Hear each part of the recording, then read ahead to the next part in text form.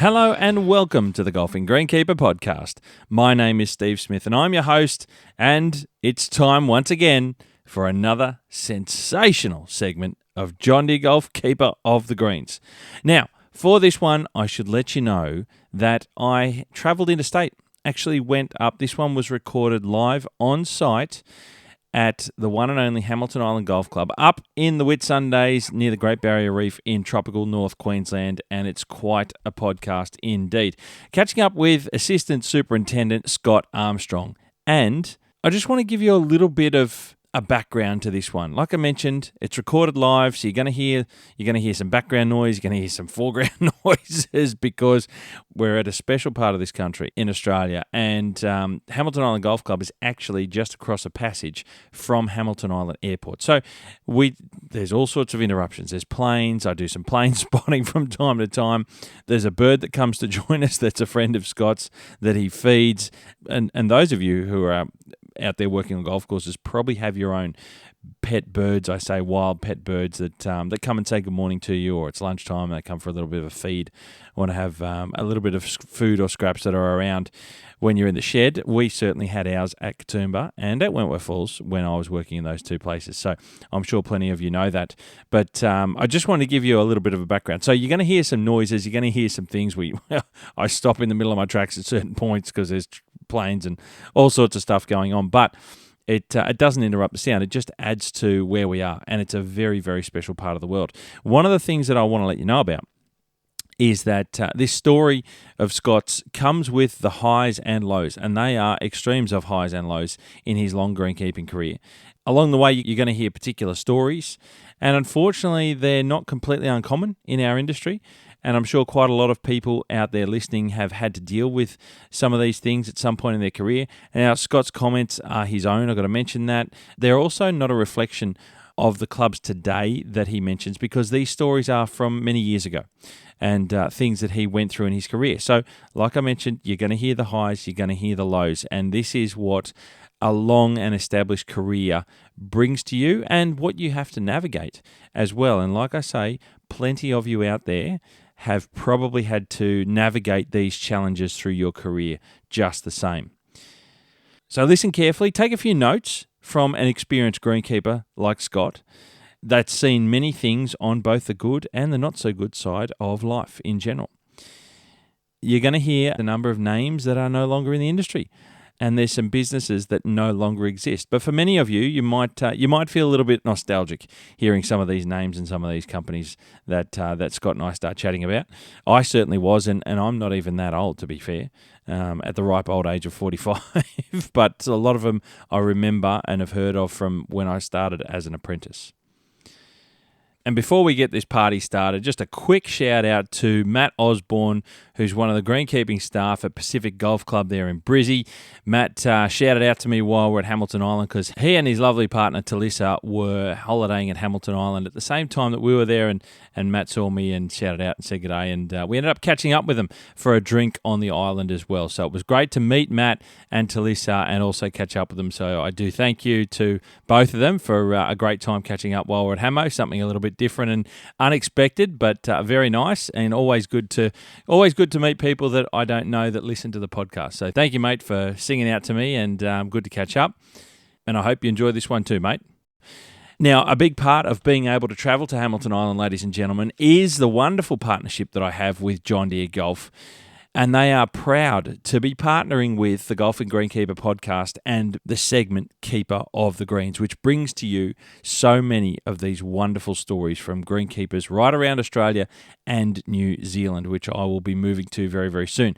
But it wouldn't be possible without them. And one of their taglines that I love the most is that they're here to move your game forward together. It's a great line, and I'm a big fan of it. And that's really the essence of John Deere Golf.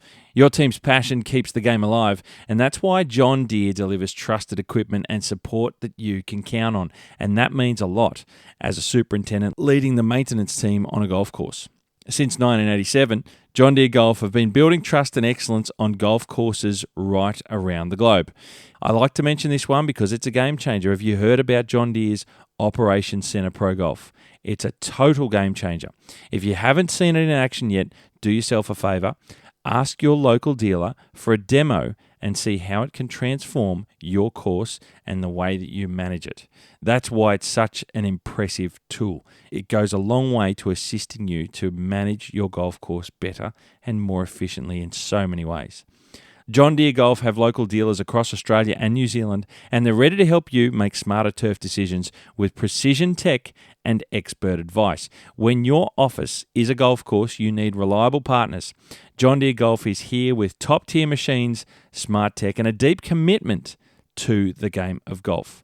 And don't forget, if you need parts, service, or advice, your local John Deere dealer has you covered. You can find out exactly where they are, where your nearest one is, through their website at deere.com.au. That's DEERE.com.au. They're fantastic partners of the Golfing Greenkeeper, and they are fantastic partners for you out there in the greenkeeping industry. Ladies and gentlemen, without further ado, this is episode number 154.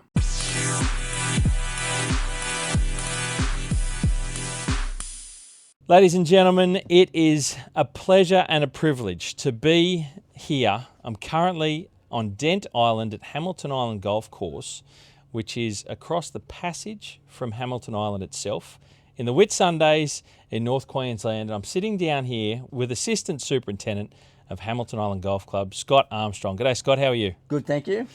Mate, I don't know what to say. It's absolutely incredible being here with this view. We're looking out from Dent Island across to Hamilton Island. Mate, you've got to pinch yourself for being at a place like this, haven't you, sometimes? Yeah, have to. Yeah, it's best view on Hamilton Island. It's absolutely remarkable. It's awesome. What a beautiful part of the world. I could sit here and stare at this all day. But we have got a podcast that we're here to do, mate, and I appreciate you being involved. You've got an extensive background in your career, and I don't often get to talk to people like yourself with a long-established career, so I'm pretty excited to have you on the pod, mate, and give us a bit of insight, maybe some things that I've since forgotten about in other parts of the country, and how you got to a place like Hamilton Island. We're going to walk through your career. Yep. And we're also going to chat about Hamilton Island and what's going on the golf course here at the moment. It's a bit of a challenging time before we get into the wet season. But I start off with some fun as Steve's Super 7 questions. And being a remote recording, mate, I've got them here on my phone. So I'm just going to run through them with you. It's a little bit of fun, short answer or long answer, mate, depending on how you're feeling. You're ready to go. Yes. Number one, and that might point a little bit to it. Number one, what is your beverage of choice, your hot beverage of choice? Is it tea or coffee? Coffee. Coffee, you got one. We're here. I reckon it's nearly 30 degrees here. You've got a coffee in hand as we look out over the water. Coffee. Is it a morning coffee or at any time coffee? Just a coffee Mainly fan? morning coffee. Yep. And my coffee order cannot have more than 3 words in it. Okay. Some of these modern coffee orders, right? I'm not even going to go there. just a coffee, right? Just a good coffee. Very good. Number 2, it's a bit about course presentation. Stripes or no stripes on fairways? What are your preferences here? Here, I've tried the no stripes, but I don't think it suits. So here is stripes. Okay. To me, it depends on the actual course itself and the holes. At other places where I've been, I've always liked the shadow cut. Okay. But stripes work. Stripes work. I've tried shadow cutting here. I just can't get. Doesn't have that feel. No. Yeah, they stand out on different courses for different reasons. Yeah. Number 3, I'm not sure whether this relates to what you do here at Hamo or if it's a personal preference. Tee marker setup. Do you like to have tee marker set up the full width of the tee cut or a bit narrower so that you can move them around on the tees for wear purposes? What are your thoughts on this personally? I prefer them a little bit narrow so we've got a little bit more tee placements to share the wear around. Yep. But once again, it all depends on that particular size of that tee, whether I go full width or we make them narrower for more placements. Is it? I've noticed the tees around here at Hamo, they're not overly big on a lot of areas, and that's probably due to the constraints in construction and the site itself. Does it make it harder on a place like this to having some of those smaller, narrower tees? You've got multiple tees. Got multiple tees. Not a great deal of problem here because of, I hate to say, lack of play. Yeah, okay. But not as many golfers as you not get as on many golfers as a mainland golf Yeah. course, right? In a capital city. Yeah. And you're used to that. You Yes. know what that's all about. We get it's a destination golf course, so there's not as many people ploughing through. What is your favourite grass variety of choice to work with, number 4, or even not to work with? Just do you have a favourite grass variety? Sydney bent, as I call it. Sydney bent? Yeah. When you say as you call it, what do you mean by that? It's power. I did not see you going there. You like power? Not many people do. No, worked with it and was taught how to work with it. Okay. In my time at Manly, and then carried that on to Mona Vale. Yep. And yeah, it's a great surface if you've got the water, and with the fungicide, Yep. a proper fungicide Management. program. Yeah, manage it right. It's a great surface. It's funny I hear you say that because I recently did a podcast interview on Keeper of the Greens with Superintendent Craig Jeeve, who's at Duntry League at Orange, and he's trying to convert any portion of his greens that are remaining with bent. He wants full bent coverage, full power coverage. He's just like, I'm all in on power. We've got power majority, and I think it can be the best surface, but full stop. And he's really going for it. But it's interesting to hear you, someone who's an older person in the industry that's got a lot of experience, and certainly in Sydney as well, that we'll go through, to say that you're the only 2 people I've had on this podcast to ever say that power is their grass of choice. Yeah. That's really interesting. Number 5, it's kind of a little bit, these are all worded a specific way. Should bunkers be presented perfectly for golf in the way that we prepare turf surfaces for golf?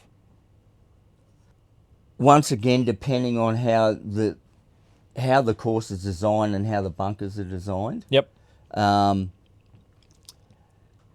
Here, we've got uniform bunkers, so I think they need to be presented, brooming the faces, raking the bottoms. Yep. And because we've got guests here all the time, Sure. they need to be. But then if you're at another course like Barnbougle, for an example, they're not designed to be that maintained. Fully manicured all the time. Yeah, that's fair.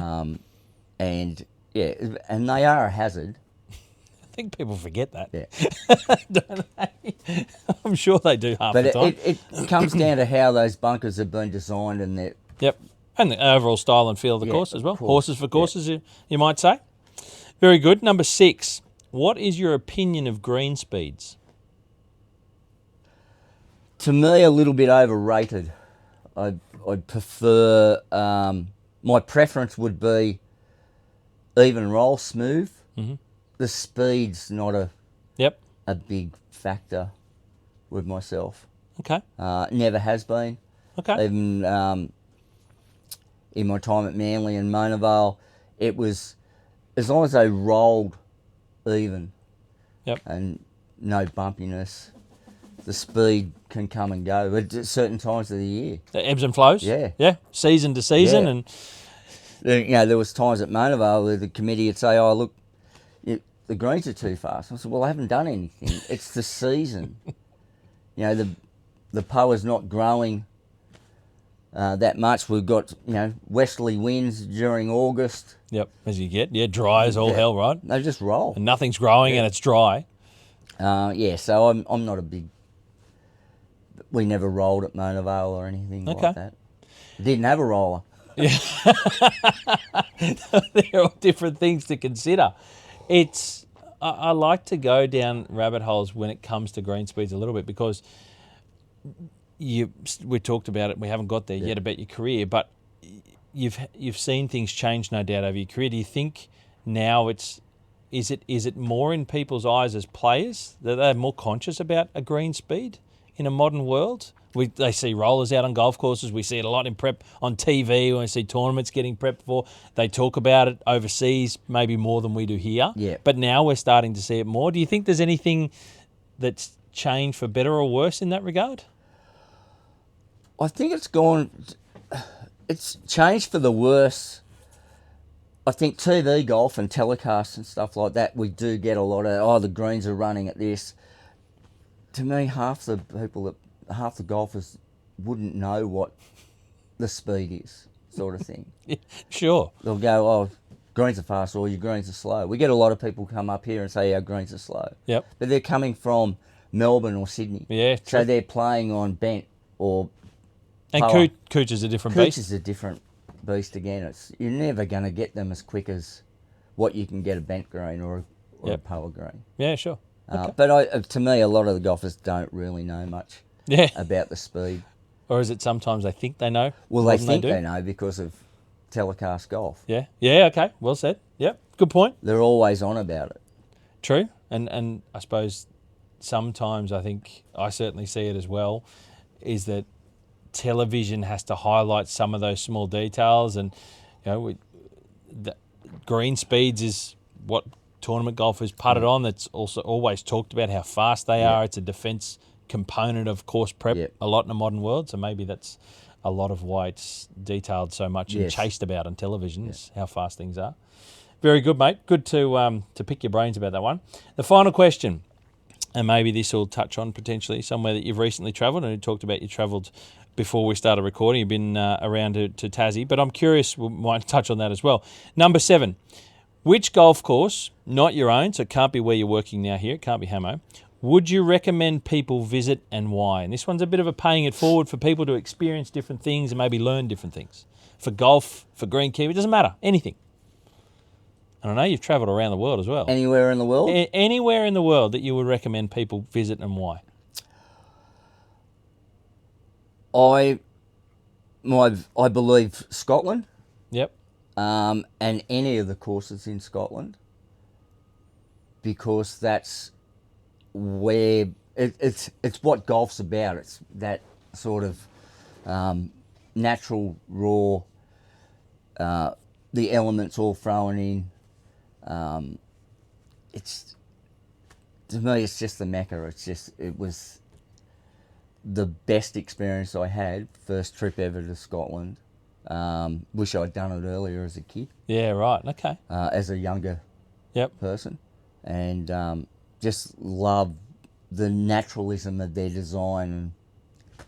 Because most of them have just been created. They haven't had architects. Yeah, they just do it. Yeah. It's just go out there. Oh, the architecture stuff comes afterwards. Yeah. Well, yeah, if they want to change it, but when you look at old Tom Morris, and nearly every course you go to in Scotland, Tom Morris had something to do. He was a busy man.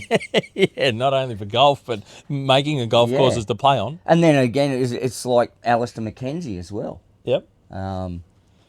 With the amount of courses that he's got his name on. Influenced around the world. And certainly over in getting that understanding from golf. So Scotland's, anywhere in Scotland, you put that on it? Anywhere in Scotland. Just too good. Yeah, to me, it's the ultimate. What was it? What did it feel like? I don't think I've ever spoken to too many people that have been over there and done it and asked them the question. What was it like the first time you walked onto, I don't know whether it was St Andrews you went to first or one of those bigger courses in Scotland or anything. When you first went there, was it an eye-opening experience that I would perceive it to be? Was it actually like that? What was it like? It was very eye-opening. The first trip in 2023, it was my golf Mecca trip. I wanted to go back and see where my father was born. He was born in Edinburgh. Right. And my father and mother passed away while I was living up at Hamilton Island, 7 weeks apart. And I'd never travelled as a teenager, as a kid. I just went straight into greenkeeping and did that, and I've travelled more in my later years than what I did when I was younger. And so that trip, I planned that around trying to play as many British Open courses that I could. Yep. Taking out the ones down in England. Yeah, sure. So I chose to start at Prestwick. Oh, wow. Which was the site of the first ever Open with the 12 holes. 12 holes, yeah, yep. And, the old stone plaque of this is the site of the first ever Open. Wow. Just the nostalgia of that's incredible. that. So, and, went from Prestwick, then played Troon, then from Troon to Turnberry. Turnberry to the old course at, Wow.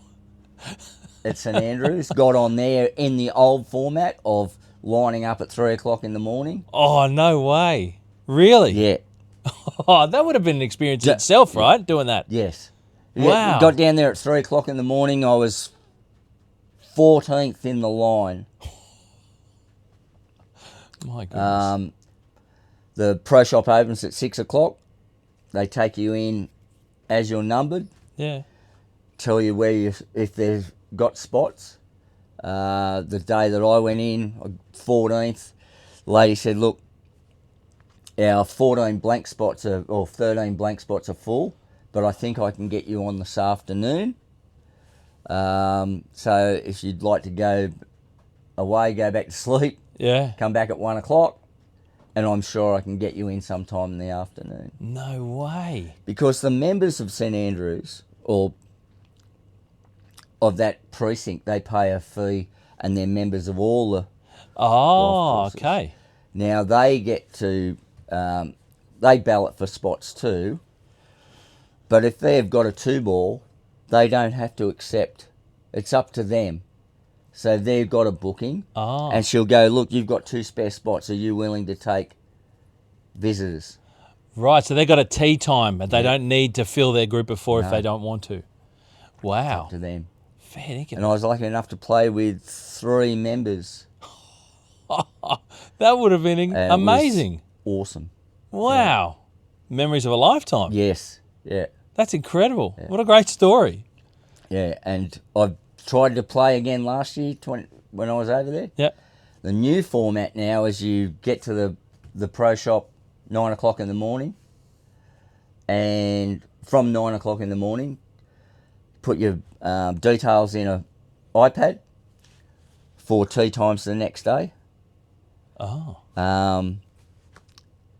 And then they inform you at 5 o'clock that afternoon if you've been successful enough.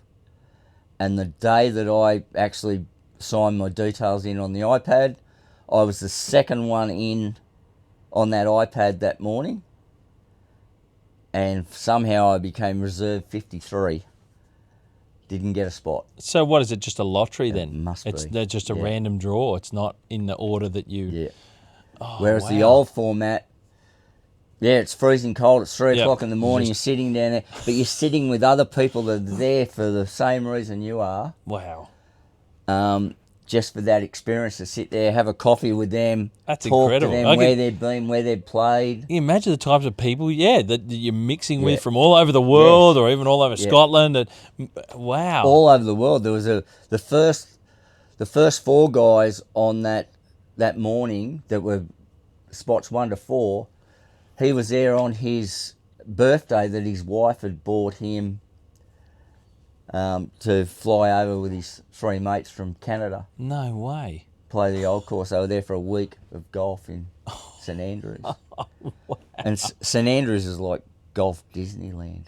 The town, it's just nothing but golf.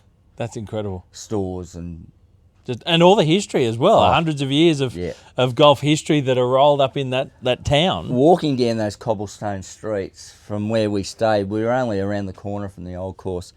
And we walked down past the Dunvegan Hotel, which is a very famous golf pub. Right.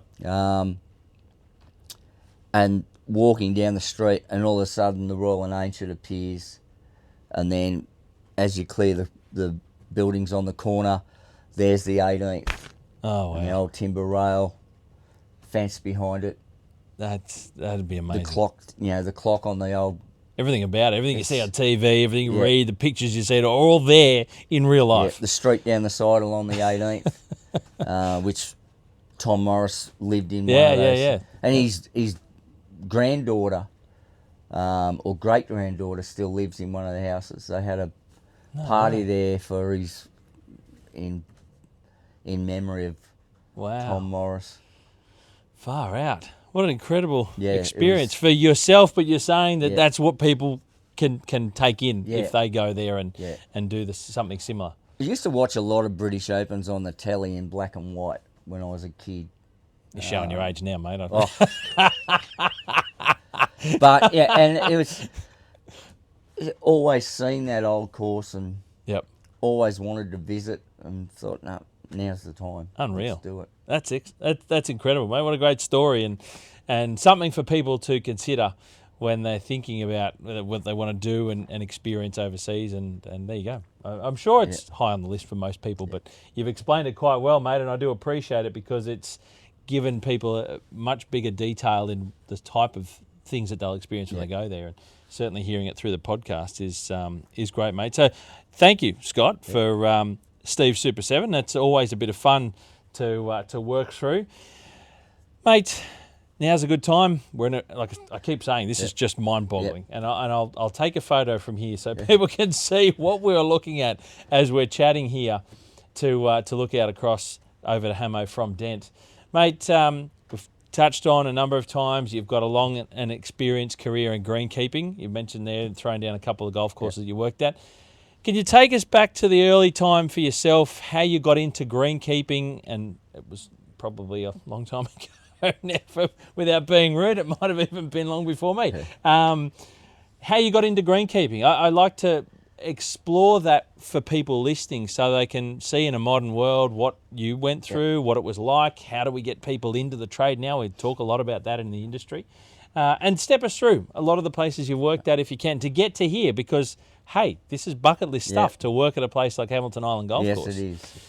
In your later years of your career, what an incredible journey I'm sure it's going to be. But this, as where you are now, is amazing. Yeah. Take us back to the beginning, please, Scott, and give us a bit of insight if you wouldn't mind. Left school, couldn't get an apprenticeship as a plumber. Okay.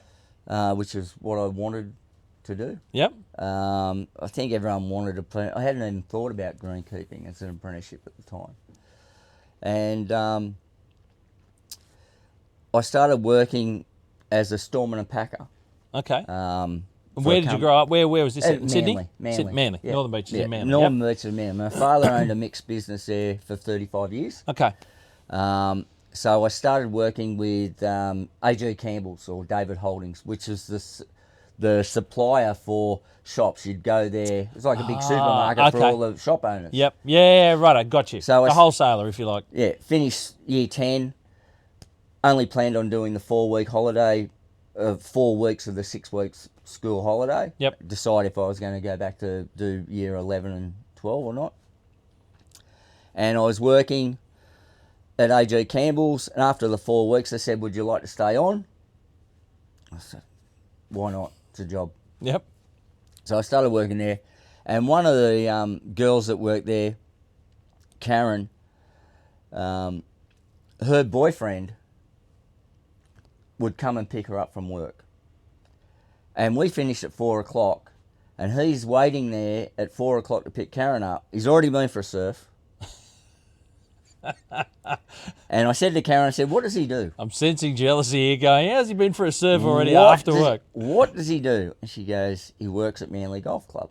Okay. And I said to Karen, "I've got to get me a bit of that job." I want in. So I spoke to Jeff. I said, "Mate, is there any work?" And he goes, "Doug Robinson doesn't know yet, but there is a guy leaving. So why don't you come down and drop your, talk to Doug, leave him your number." And my father's shop was only 500 metres from Manly's green shed. Oh, wow. Okay. Yep. So I went down one afternoon, met Doug. Doug said, "Oh, there's no work at the moment, but leave your number." So I did. Week later, I get a phone call from Doug, and he said, "Mate, there's a job if you want to start." He goes, "It's only paying $143 a week." I said, "That's fine, mate. I'm only getting 128 now." So well, it's a pay rise. I'm good. I started down there, and after 12 months, Doug moved on. Locke Ledford came in, and I did a traineeship instead of an apprenticeship because of my age and keep the wage high. Yep. Rather than going back to apprenticeship wages. Okay. And did my, we backdated my trainee papers, so my 4th year was my first year, and then I did the 3 years at righto. Yeah, right. Wow. And that was that. Yeah. 4 years qualified. Yeah. At Manly Golf Club. Manly Golf Club. Was it what year? I got to, without being rude, mate, I've gotta 1980, I ask started. you started. Okay, so I was born in 1980. There you go. I wasn't far away. Yeah, 1980, I started at Manly. Okay, so mate, Manly would have been a completely different golf course to what it is Yeah. today, I'm sure. What was it like looking after a place? Because Manly's always been considered a high-profile golf Yeah. course in Sydney. So you were an apprentice trainee looking after one of Sydney's best back then, as Yep, people back are then, yeah. today still. What was it like then? What you're maintaining a golf course now? How different were things back then? Were they much different? Was So pressure much different? Didn't really feel the pressure part. Probably sure. Because I wasn't You weren't in the position. Yep. But so much different in the point that summer, the only clothes I wore in summer on the golf course were a pair of shorts and my thongs. No one had, you didn't wear shirts or uniforms or... and we were like that work at Manly boots and until safety John boots. Odell turned up. Yeah, right. Okay. Wow. And John Odell introduced uniforms Changed the game. and the professionalism. Changed the way that was managed on course.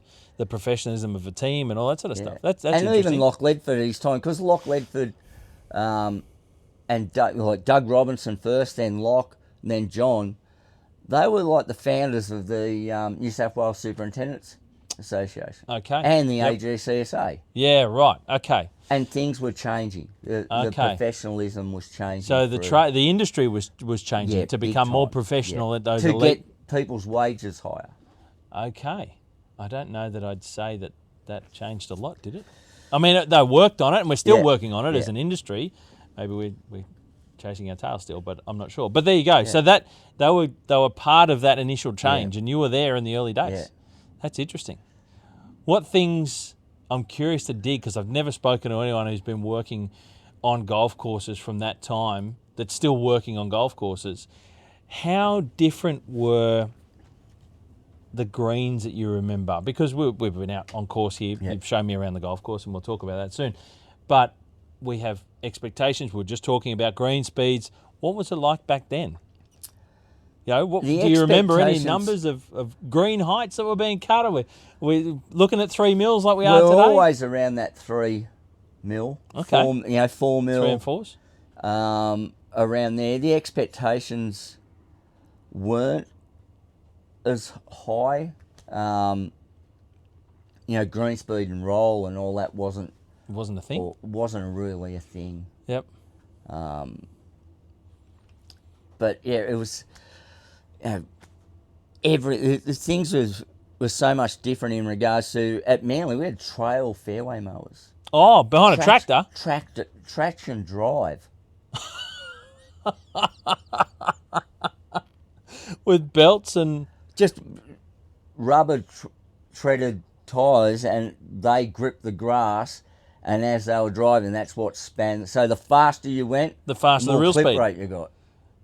Wow. So it wasn't PTO driven or hydraulic driven or anything like that? It wasn't till we got a trail behind fairway mower about 1985, I think it was. Wow. But that was still trail behind. Yep. Still behind a tractor. Yeah, but then PTO and... Yep. Oh, we had one of those when I did my apprenticeship in the Blue Mountains at Wentworth Falls. We had a trail. Oh, there you go. I didn't even remember that. There you wasn't go. until about 88, 89, I think, we had a big wet through the Northern Beaches. Yep.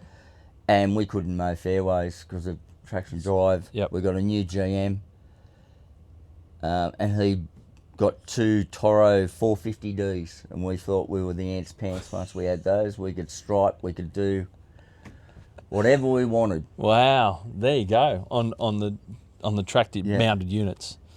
Far out. That's incredible. So different. Yes. So you do your time at Manly. You see some changes in leadership. Yes. When John came along, introduced uniforms. I've got a funny story. Please do. And I've told it at John's farewell. Up until John came along, we didn't work in the rain. Okay. Very rarely did we work in there. As soon as it started to rain, we were in the shed playing cards or watching golf on television or whatever. And that's nothing against Locke. That was just... Yeah, that's just what we did. Anyway, John started, and he came back one day, it was raining, we were all sitting in the shed, and he grabbed the assistant, Ross Griffin. He goes, mate, what are they doing? He goes, what we usually do. He goes, tell them to put their bloody rain gear on and get out there. And Ross goes, haven't got any rain gear. So they measured us all up. Ross went down to the local hardware shop, came back with all that yellow old posting rain gear. And that's when we started working in the rain. Wow. And there was one day, I had a crew of guys, John had promoted me to 3IC. We were out and we were edging bunkers, and it was pissing down. The raindrops were about a foot long. And we were out there, and we didn't take our rain gear out because we weren't expecting it to rain. And we're working away, and the boys are going, let's go in. I said, nah, mate, we're not going in. We're going to keep going. And then I looked down the fairway, and I could see John coming up in the ute. I said, mate, he's probably coming up to tell us to go in. No word of a lie, he pulled up beside us. I reckon he wound his window down an inch and he stuffed our rain gear like a letterbox out the window so we could put it on and keep going. He denies it, but... different expectations. Yeah. And like you said, lifting the game, changing the way the team works, changing the way that the course is presented and what he wanted and expected on course, and then that in turn raised the profile of the golf course and the club, I imagine, and as well. he came from Concord, which had been having New South Wales Opens. Yeah, right. So, okay. Yeah, wow. Interesting. So, yeah, that was the biggest change. Working in the rain. And having to wear shirts. Team shirts. Yeah, just... all. You had your uniform. Yep. In the middle of summer, we used to, before uniforms, take it off. We had one Irish casual that took his shirt off, and John told him to put it on, and he told John where to go and walk straight off the And course. that was it. That was it. Thanks for coming. Yeah. And Irish had been with us for a couple of years, but he couldn't handle John. Not everyone likes change, I guess. Irish didn't. Wow. Okay. So how long were you there working under John? How did that... I stayed at Manly Golf Club for nearly 11 years. Right. Okay. So you went from 3IC. I did my traineeship, went 3IC. John left. They promoted the 2IC to super, and then I went up to assistant. Into assistant. Wow. And it was 10 years, 9 months, 11 days or something. Right. You enjoyed your time overall at Manly? Loved it. Through that change as well. That's a pretty big change to go through. That's an industry change as much as a club change going through that, because that probably put the standard on where golf course maintenance has been since then, to be fair. Yes. I mean, it's now standard practice, right? It is. I was blessed to work under Doug Robertson, who went on to then do Sanctuary Cove, Hamilton Island, courses overseas. And then Locke Ledford came along from Pennant Hills. Oh, okay. Had Locke for, I think, 6 or 7 years. He then went up to Palm Meadows. Oh, wow. And took over at Palm Meadows. Right. And then John came along, and he was only there for probably 2 years before he moved on to Royal Sydney. Right. Okay. There you go. So he'd gone from Concord to Manly to Royal. Yeah. And you'd been under learning from all those guys. A wealth of experience to work through and be underneath and see how people do things and what the expectations are and what they want to get out of the team, out of the course, what you can do to the grass itself to make it better. Yeah. That's impressive. Learned off all of them, but I think John was the one that made me think of it more as a career. Okay. Yeah, to right. Then want to be at my own course. Yep. and I only applied for one job before Mona Vale, and it was Mollymook. Oh, okay. Yep, down the south coast. I love the south coast. Yep. And I got down to the last two there. And then Mona Vale came up. I applied for Mona Vale and got the Mona Vale job. Yeah, right. Moved there started there a week before my daughter was born. Wow. Oh, another one. I say another one because just about every super that I talk to seems to have this point where they go and take on their first time job as a superintendent, and it's when they're going through this big moment outside their work that they're having a child or getting married. Yeah. It seems to be one of the two is when they get their first one. When they get their first Pretty gig. Crazy, isn't it? It's wild to do that all at the same time. So you stepped out. Was there a reason that was it time for you to say, I want to run my own course now? Is that why you left Manly? Can I be rude? My wife at the time was pregnant with our first child. It was time to move on. Needed more money. Yep. So it's a family decision as much as anything. Yeah. Yep. So you got the gig at Mona? Got the gig at Mona and stayed there 13 years. What was Mona Vale like when you got to that place, knowing that you'd come from working under and working with John Odell and how Manly had changed? What was Mona Vale like for you then to step into? It was easy to make a mark on the course in regards to... early days of Mona Vale, when I started, everything was virtually cut at the same height except for the greens. Right. It was like they removed trees of a night time, mowed the whole place, put them back in, and then mowed a green of a morning. Yeah, okay. No shape in the fairways, no contouring, no tee pads. Right, It was just all cut old grass. Concrete tee markers. Yep. No uniformity. Was it all kike as well then? All kike. Still, yeah. Okay. Yeah. So probably one of my other favourite grasses to work with too. Again, against the grain. Kai. There you go. Something that I don't hear often from people. And, with management and, growth retardants. Yep. In a modern world, Makes it a really good surface. Changes the grass, doesn't it? Yeah. But, so I stayed there and introduced uniforms. Yep. Was the first thing I did when I got there. The old shed, I ended up, after a couple of years, we got the office, lunchroom, showers hooked onto the shed.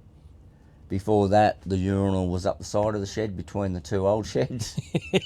Anything else, you had to go to the clubhouse or the old... It's now the pro shop. It used to be a community hall. Oh, that separate building. Yeah. Okay, because that's all been completely renovated now anyway. Yeah, and that's where you used to go... They used to have their lunch break up there, or morning tea and lunch. Yep.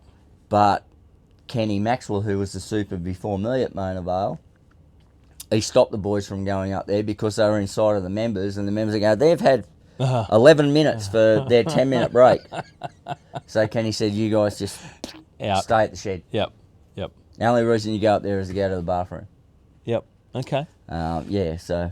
I'm going to ask you a question, and I don't know whether it's going to be worth anything or not, but I'm curious. We've already mentioned a couple of times the uniform thing. What does it mean for a course team to have a uniform, in your opinion? And you mentioned how that was changed through the people that you worked under there as well at Manly. Yeah. I think it makes them feel part of a team. And it's more of how they're perceived by the outside people, the committee, the members, that they see everyone in the same uniform. It's just that team mentality that you're all part of one group, all there for the same reason, but it's the perception of the outsiders looking at that group. Yep. More than plus the guys, they don't have to ruin their own gear and. Yeah, well, the reason I ask is I have had conversations in the last couple of years with lots of different greenkeepers, as we know on the podcast, and outside that as well. But I've found that not everyone from outside the greenkeeping team sees value in the greenkeeping team having a uniform. No. And I'm of the same belief as you that I think it carries a lot more weight for the team to feel like they're working together as a team. No one's wearing something better than anyone else or wearing something less than anyone else. And individually they're not, I suppose, looking at each other differently. They all feel like they're part of a team. It's like a team uniform in a football team, right? They don't just come out wearing their own colours.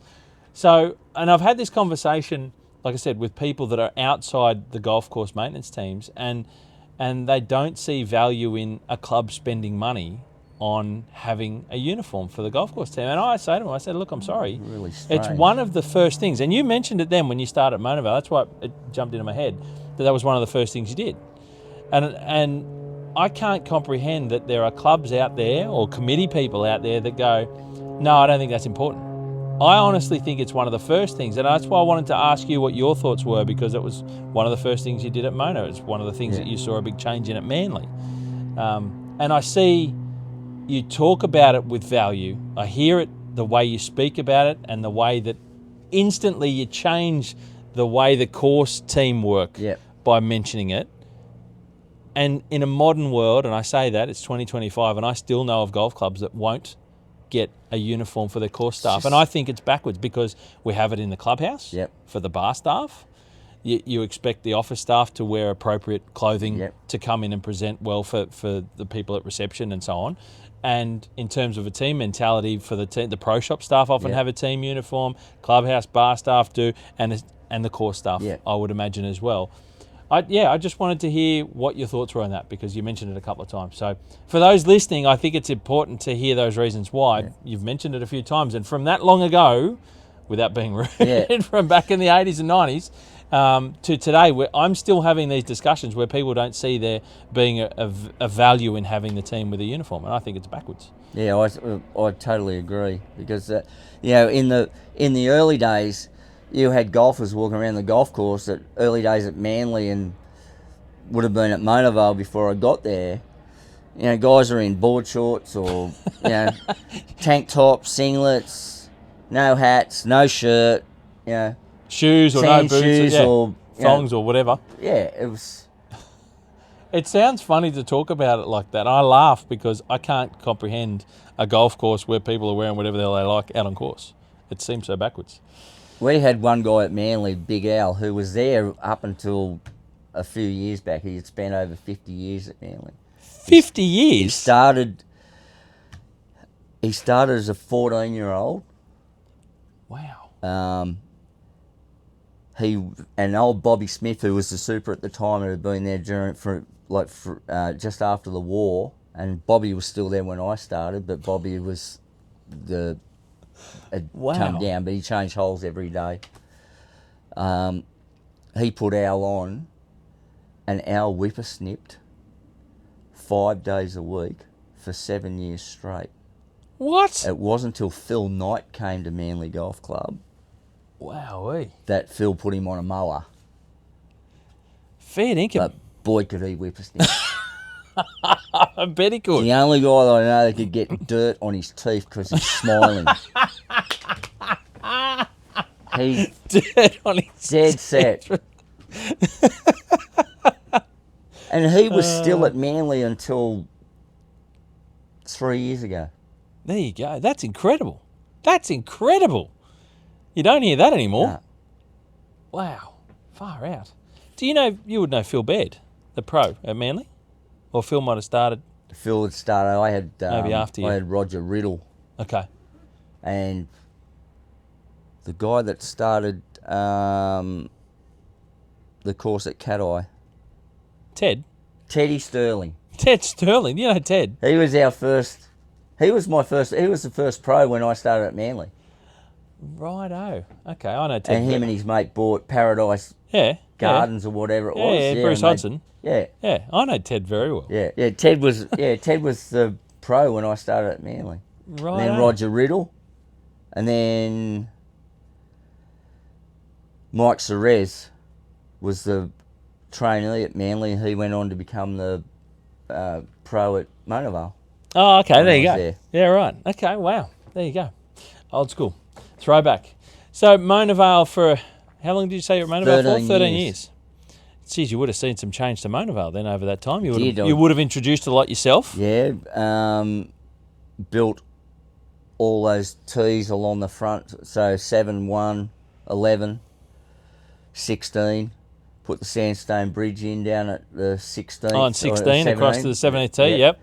Put that in. Rebuilt the 11th, 1st, 17th greens.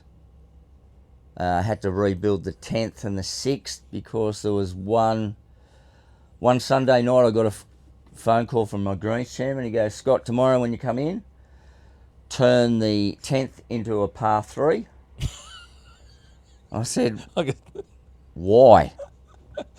And he goes, because someone's hit their second shot off 10 across Golf Avenue. What? It's hit a dog in a lady's yard, and an $800 pet bill later, and she'd been to the club, and she threatened to sue the individual committee members of the club, not the club. And because it's an unpaid position, they all went, well, I'm not going to be liable for this. So let's turn it into a par 3, change the angle of attack. And then 2 weeks later, Ross Watson was in, redesigned the 10th, changed its, moved the 10th closer to the 6th. Okay. So that's the one that runs up along Golf Avenue from the tennis courts. Yeah, got you. Okay. Yep. Got you now. Yeah, so everyone hit up, and their second shot was more angled towards going towards the fence rather than where it is now. Which is played away from the road more. Yep. Yeah. So, and then by putting that closer to the 6th, they had to build a new 6th green and move the 6th tee back. Got you. So the 6th green, or the practice putting green, or the big practice, that's the old 6th green. Oh, okay. Righto. That all makes sense now. Okay. So, yeah, There you go. So a lot of changes. Wow. And a lot of changes from that moment too. Yeah. Clearly. Yeah. That's interesting. Is there anything that that stands out that you're proud of, probably from your first time as a super at Mona Vale? I mean, lots of all those projects, no doubt, as well, but... It was mainly the... I used to get great joy every Friday afternoon, because you know what the view's like from Mona Vale. Yeah, it's spectacular. Not as good as here. I will be. No. But to be able to actually... There's not many courses where you could go up to the club every Friday afternoon. Every time you're up the club, you see out the window. And you've got, from Mona Vale, you can see 7, 1, 11, 15, 17, 18, 16. It's just a big, broad... It's a massive view all the way through that hollow. And the fairways all striped up or shadow cut. And how neat and tidy the place always looked. Just thought, that's the main thing I'm proud of, I think. Yep. At the end of a week, of a good week. Going up every Friday, because we used to get a case of beer from the club every Friday. One of the days. Committee would give us go up and get a case of beer, and we go down to the shed and have a drink. That is sensational. We don't see that anymore. No. Oh dear. That's gold. I like that. The things you don't see. We used to get fed at Manly. Yeah, I don't know if they still... There's still clubs that do that. They still feed them at Manly. Oh, Eleanor, they feed them. Yeah, I think I don't know which ones, but I know that the bigger clubs, they still do that to their staff, which is interesting. I'll go back to uniform, right? Some of them, where they can afford it, that's how they view the value in their staff, to the point where they're feeding them their meals during the workday. And that's how you keep your staff, or attract staff too. That too, yeah. We talk about attracting staff in a modern world, how hard that is. Especially on the beaches, we struggle. We always struggled to get good staff. Now it's struggling to get any staff. Yeah, well, mate, sometimes I think the guy gets a job because he's breathing. Because no one's applying, because there's no one out there no that wants to money. work. Yeah, well, we No talk one about... wants to work. That's a starter. But there's, for young guys in the industry on the northern beaches, I can only use that as an example, but the whole Sydney's the same. Yep. Money's not great, but the rents are even higher. Yeah, good point. So how could you even be a greenkeeper if And you then wanted most to? of them you got to drive to, so you got a car. Yep. You got all those expenses. I don't know how they... You got to... Clubs have to work hard to attract people, right? Maybe more than ever. Yeah. And it was hard before. It's probably harder. Well, whether it was hard before, I suppose, is another thing. We had a lot of applicants when I was an apprentice, and that was in the late 90s, early 2000s. But it's, even for me, it's 26 years later now, and it's nearly impossible to find people to... We even struggle here. Oh, I reckon this would be a challenge to get people here. I don't understand why for the young people, like a guy just out of his time in Sydney, he's not going to be earning what he earns up here. Yeah. Is this a subtle ad for Hamilton Island? Is that what we're putting out there, Scott? Hey, if it is, that's good. For anyone who doesn't have any attachments, you're young, you've gone through your career or you're wanting to get into it,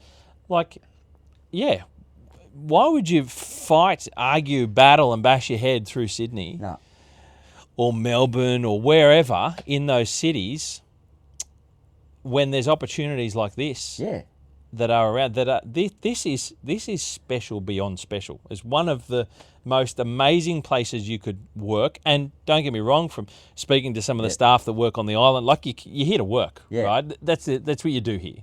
You are here to work. And you're going to learn lots of things. It's an amazing part of the world. You get time off to do things here as well. But generally speaking, you're coming here for a reason. Yeah. It's not a holiday, but it's in a wonderful place to work and then have your time off in and around that and enjoy that too. But why would it not be? There's lots of golf courses I wonder that are outside the cities that I don't know why it's hard for them to get people to work at. It seems unusual, but maybe that's, again... I have this conversation with a lot of people, is our industry doing its own hard work to promote itself as a career path. I don't know. There's lots of challenges there. Everyone talks about how it can be done so many different ways, but is the industry doing itself enough work? I don't know. I think a lot of the newer guys, don't get me wrong, it's not rocket science, this job. No. It's pretty basic, but don't overcomplicate it. Yeah, sure. And I think a lot of the newer ones do. And yes, it is bringing the professionalism up, but it's kind of, I think sometimes they're making a rod for their own back. Yeah, okay. Yeah, that's fair. Because it's greenkeeping. Yeah, it's not brain surgery. Yeah, exactly right. In a sense, but you can take things to any next level if you want to do that, but you can also make it harder for yourself by trying to go and challenge it. Well, that was at Mona Vale, from what they were used to what I gave them, to them what they expected, made my job harder. Yeah, okay. Yep. And more pressure. Yep. Did you see much of that change in expectation during your 13 years? Heaps. And what do you put that down to? Because that would have been what era? What are we talking? That would have been 90s? That was from 1990 to 2003. So, well, that's a pretty impressive time in Australian golf, wasn't it? Yeah. And televised golf. Televised golf. I used to hate the Masters telecast. Yep.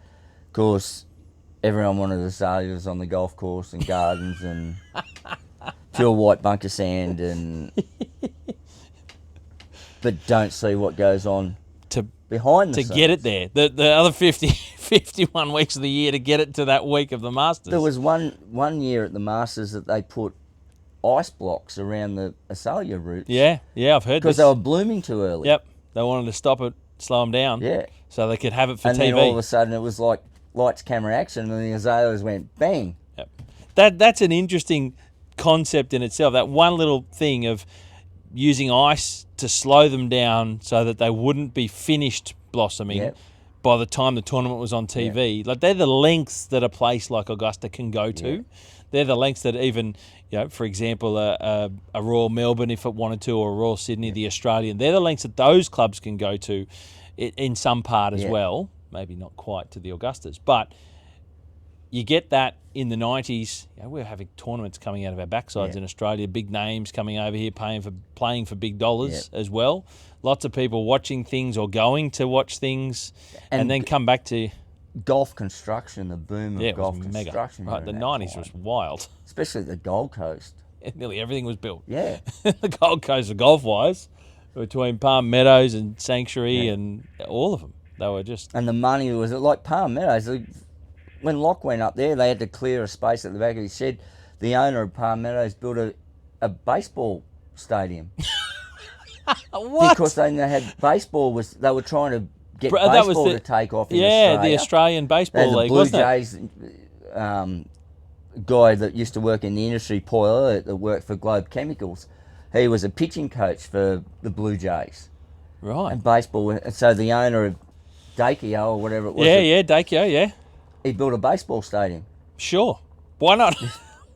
Why not? But the tournaments then, you had the Cannon Challenge, you had the Dakio, you had Curtis Strange coming out, Norman. Yeah.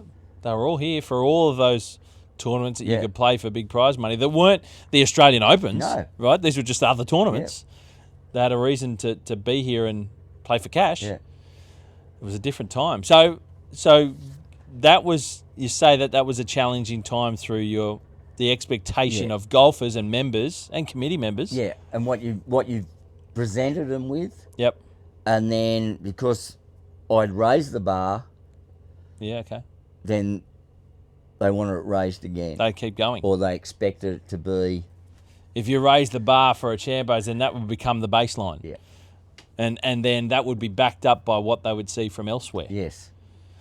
Okay. And then being surrounded, like Mona Vale, yes, in Sydney you have Group 1 golf clubs, which is what Mona Vale was classified as, but it was Group 1 public, a bit like Longreef. Yeah. So you got public and members. Yep. I'd come from Manly, we're just members. Yep. And then you're surrounded by Monash, Eleonora. Yeah.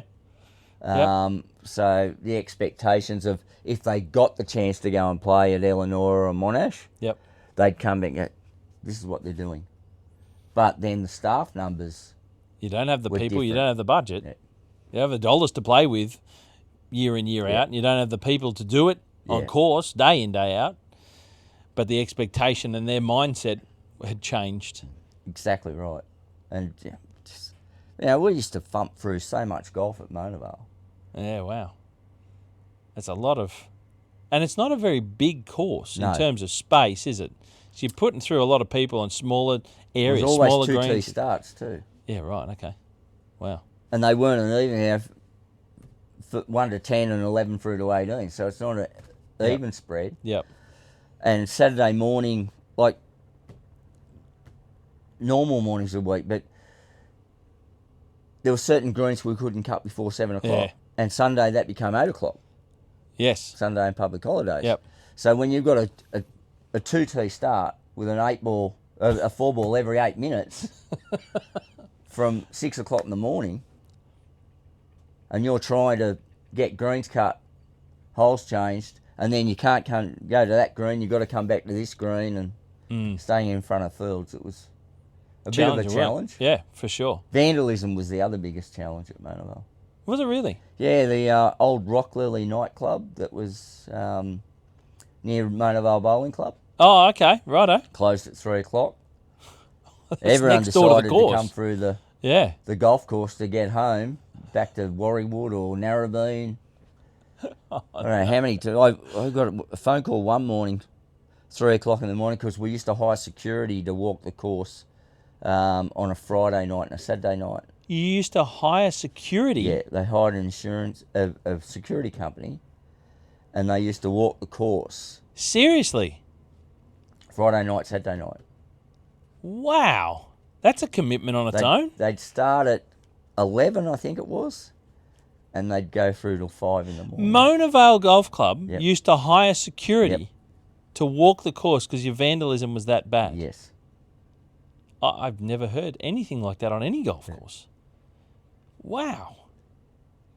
Far out. That's unreal. If it wasn't vandalism to the greens, it was stolen flags. Yeah, or all the broken usual signs stuff, and yeah. stuff like that. I had one morning, 3 o'clock, phone rings, security. Security here, your green's on fire. What? I went, what? What do you mean the green's on fire? Green's on fire. They put model aeroplane fuel Stop it. over the green, set fire to it, and the pin.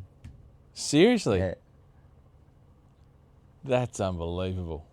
Actually, I've got one I could share with you, a similar thing.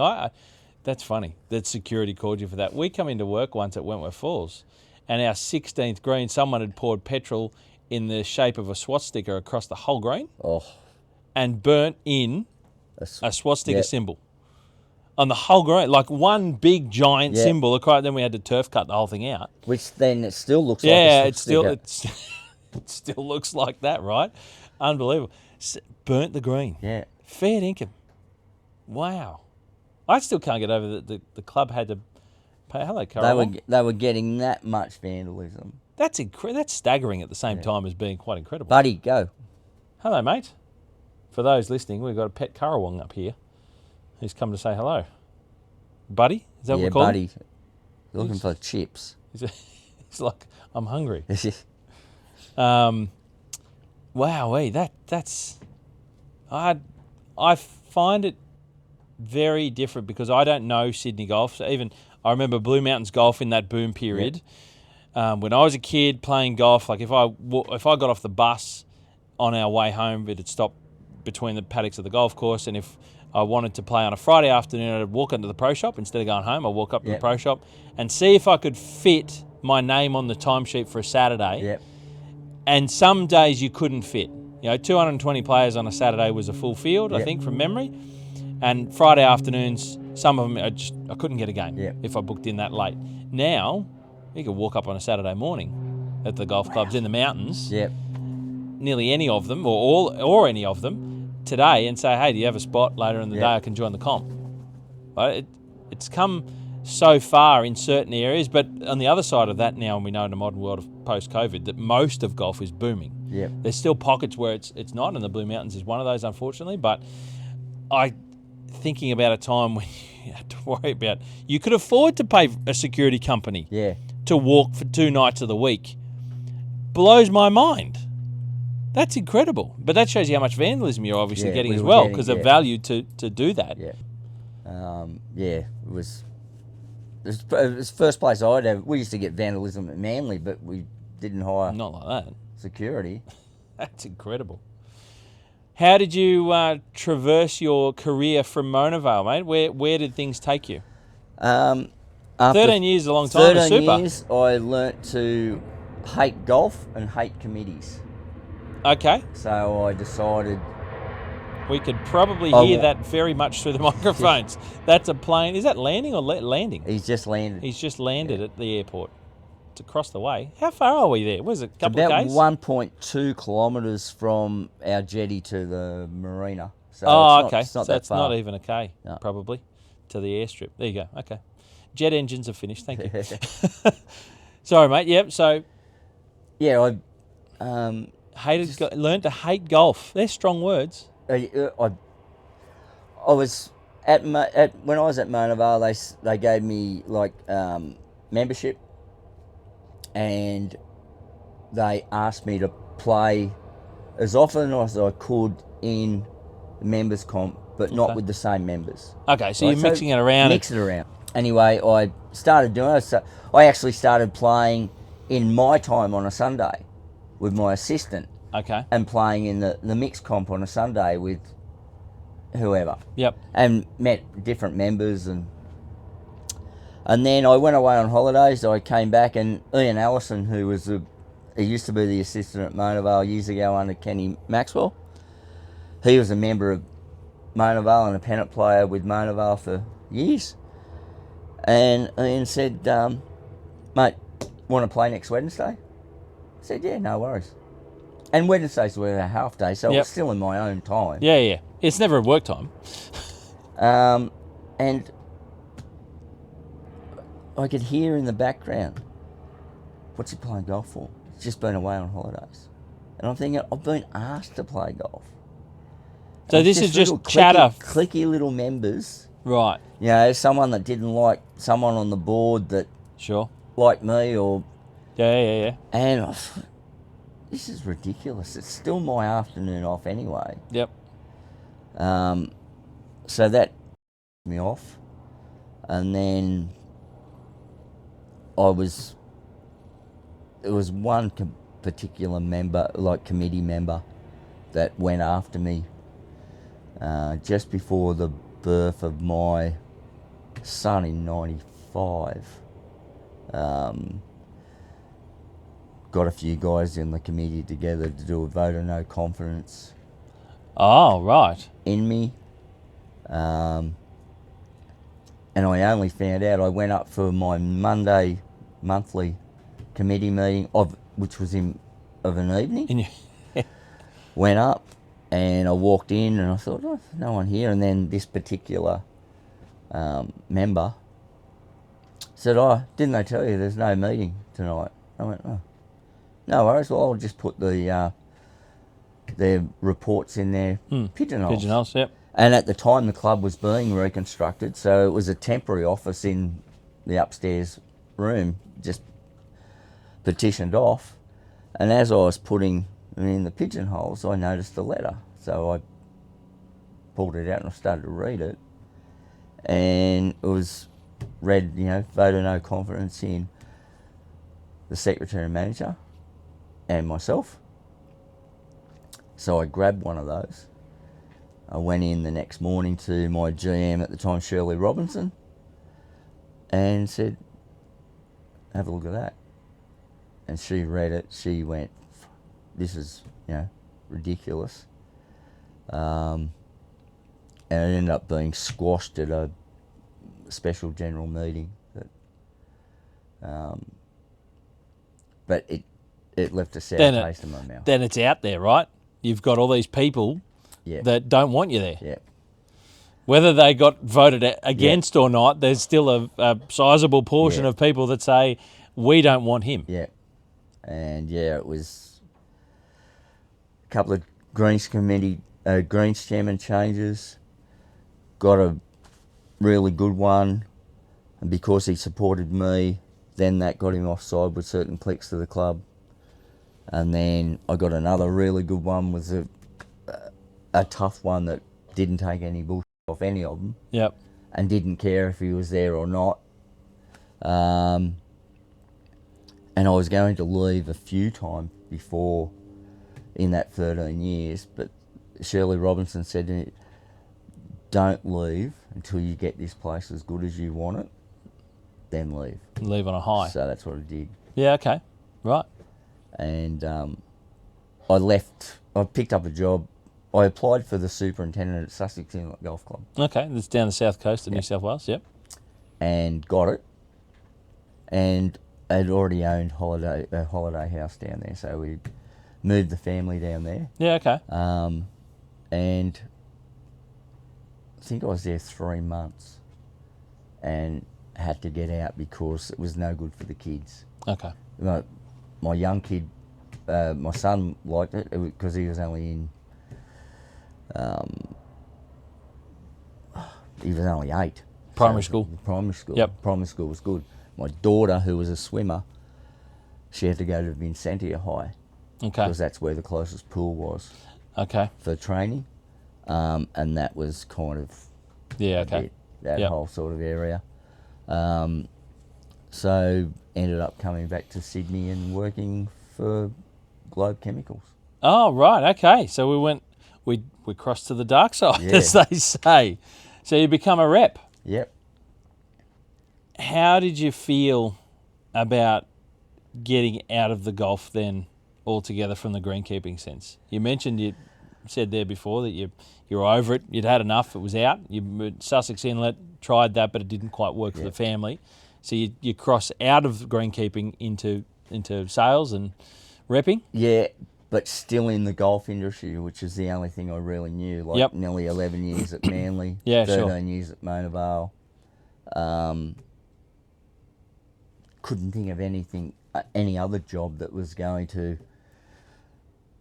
pay reasonable enough and that I'd like to. I couldn't work inside. Yep. I Yep. couldn't work in an office. Yep. Andy Knox from Globe had tried to get me to cross over a few times, but just the money wasn't there. But then taking the move to Sussex Inlet to then come back to repping, the money, I didn't notice the difference in Yeah, okay. the money. And yeah, spent 14 years Wow. with Globe. Okay. What era was that? I must have been a So super during that time. 2003 to 2017. Oh, okay. There you go. Yeah, I was up the mountain. I So was what working run with did you Kevy. do? I did Sydney Metro Yep. and the far south coast after Kevy Booth gave up the far south coast. Right, okay. Because we had Kev Yeah. up the mountains. Yep. So I had Sydney Metro for all of it, and then Kevy's Yep. gave me the far south coast run. Okay, there you go. 14 years, did you say? 14 years, yeah, and was made redundant. Well, Amgro owned it. Yeah, by once then. that went through all its restructuring and all that sort of stuff. That was a big move from that. So, you were still in the industry essentially, but not hands-on Yeah. on a golf course, seeing a lot of the same people, mixing in the same sort of Still, circles. was just dealing with my peers. Yeah, yep. Um, Did you like the change? I did at first, but I learnt to. I'm not a sales rep's backside. In regards to, I can't sell someone something I don't think. If I don't think they need it, I'm not going to sell it to them. Yep. And I understand how busy superintendents and that are, and you always, oh, look, I haven't got this one. I said, it's fine, mate. Yep. I'll see you next month. But learned a fair bit about chemicals and, yeah, it was enjoyable while John Petey owned it. Okay. So, your time finished with that unexpectedly, or Yes, yeah. through you said Yeah, redundancy? it was called in by the general manager for Globe under the Angro banner, and he said, mate, your job's been made redundant. And a bit of a shock, but a bit of a relief too, because I wasn't enjoying it. Yeah, okay. So, yeah, I took the quite happily took that redundancy and wasn't in a hurry to get a job straight away, because I knew I was going to spend time in Thailand, like over Christmas into the New Year. Okay. Because in 2011 I did Certs 3 and 4 in fitness, become a qualified fitness instructor. Right.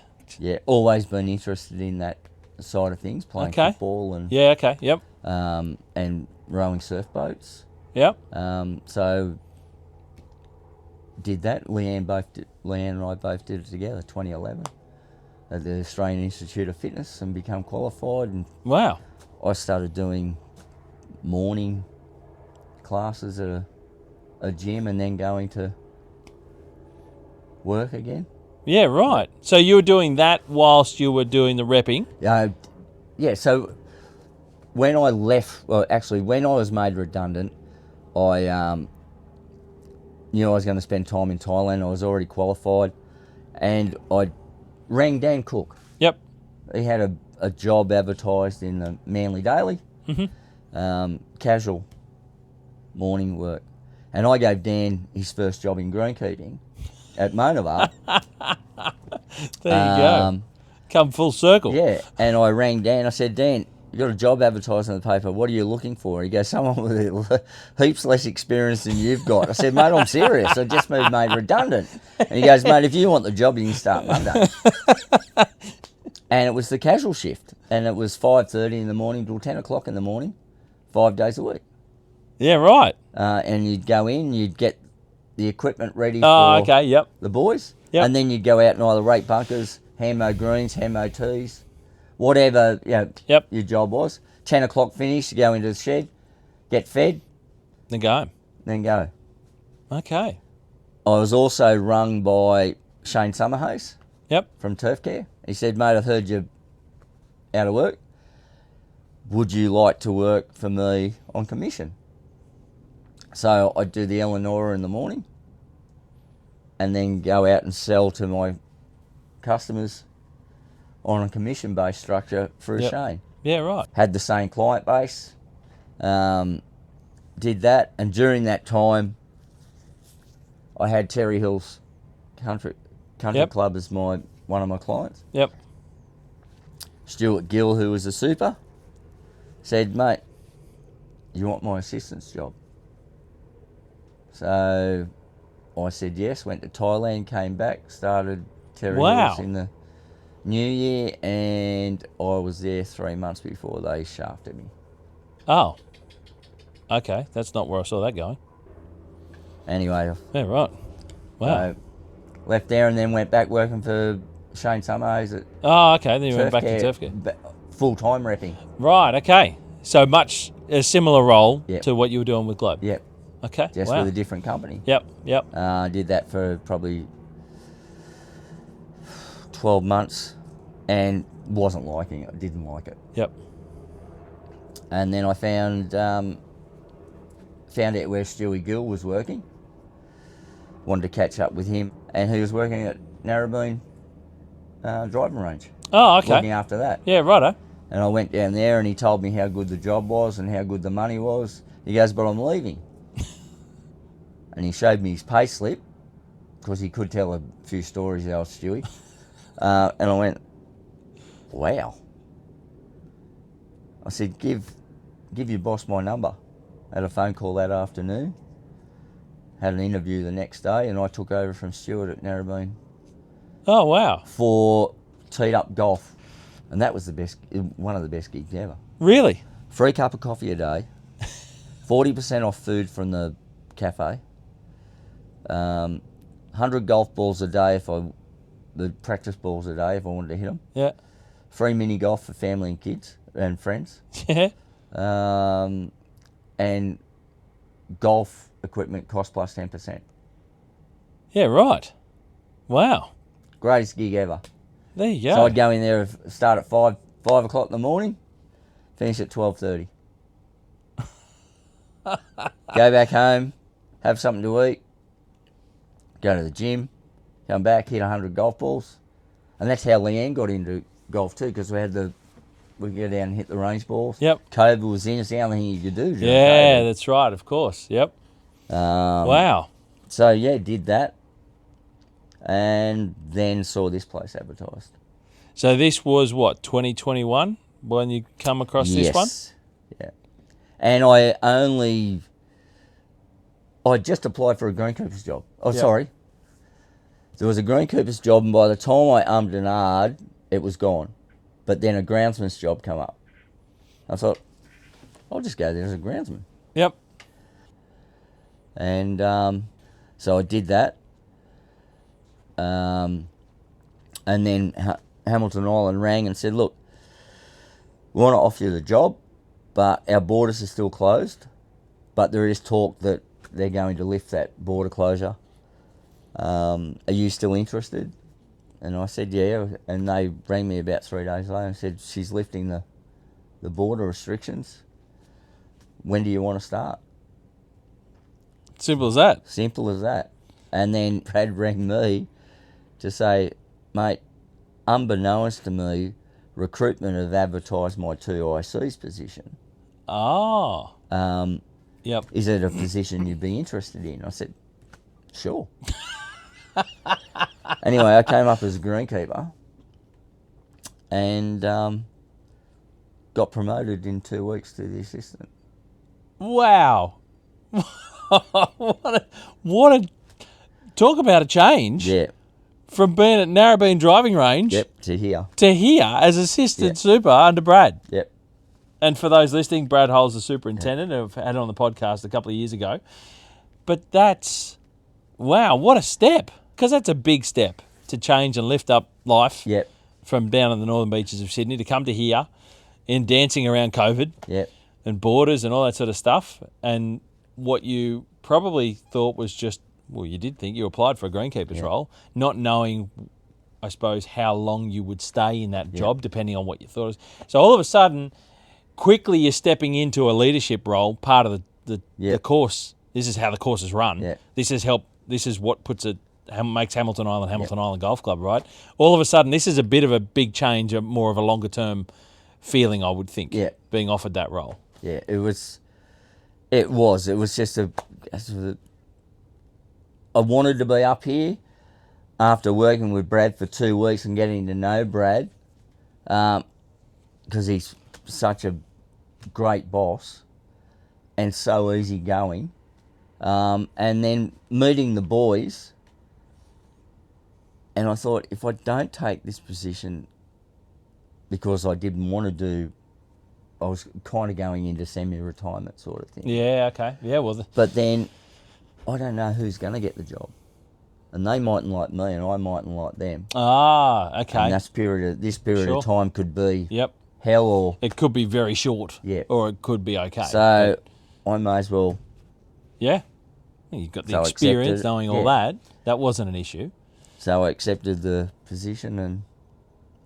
The last 4 years of history. Yeah, 4.5 years. 4.5 years of history. And originally was in staff accommodation over on Hamilton Island, which was good. Yep. And the first 2 years up here, Leanne wasn't here. She'd bought a property at Bulladila. Yep. Nearly didn't make it here the first day that I was meant to arrive. Oh, right. The last week I spent in Sydney, didn't spend in Sydney, I spent it at Bulladila at Leanne's. We'd packed up our place that we had at Narrabeen. Yep. I had 69 kilos of beer. I had 2 bags and a set of golf clubs. And that's all I had. And we went up to Leanne's for the week, and we cruised around up there. We got flooded in. Oh, wow. Because that's the north coast of New South Wales, the mid-north coast of New South Wales, had all that rain and all the flooding. Got flooded. Wow. So we went out on the Friday and caught up with a friend of ours that lived at Foster. Yep. And it rained all the time. Because that's bad through there, because you get flooded in on that road, on the Failford Road or something. Yeah. It gets, And we came back to Leanne's property. Fine. Woke up on the Saturday morning, couldn't get out. And that's it. Oh. And then I thought, by Monday, the flight was out of Sydney at like 12 o'clock Monday, and got up 6 o'clock on the Monday morning, walked down the road from Leanne's, still couldn't get across. Wow. I was thinking, I'm going to have to ring Qantas, change my flight. Yep. I'm going to have to ring Hamilton Island, say, look, I can't get there until... And we weren't even sure that the water was going to go down by Tuesday. Yeah, you just don't know, right? Anyway, I had all my stuff packed, and we went up to where the road was blocked, and hoping that someone would come past in a truck or something that could go through and get me on the other side. Right. And a council truck came down, and he goes, mate, I'll take you through if we're going to work. We're just waiting for our boss to meet us here. Okay. And then they just went home. They weren't going to work. So there was a friend of Leanne's, and we rang him and said, can you meet us on, if I get across, can you meet me on the other side of the bridge and drive me to the airport? And he said, yeah, sure. So I waded across. Seriously? Yep.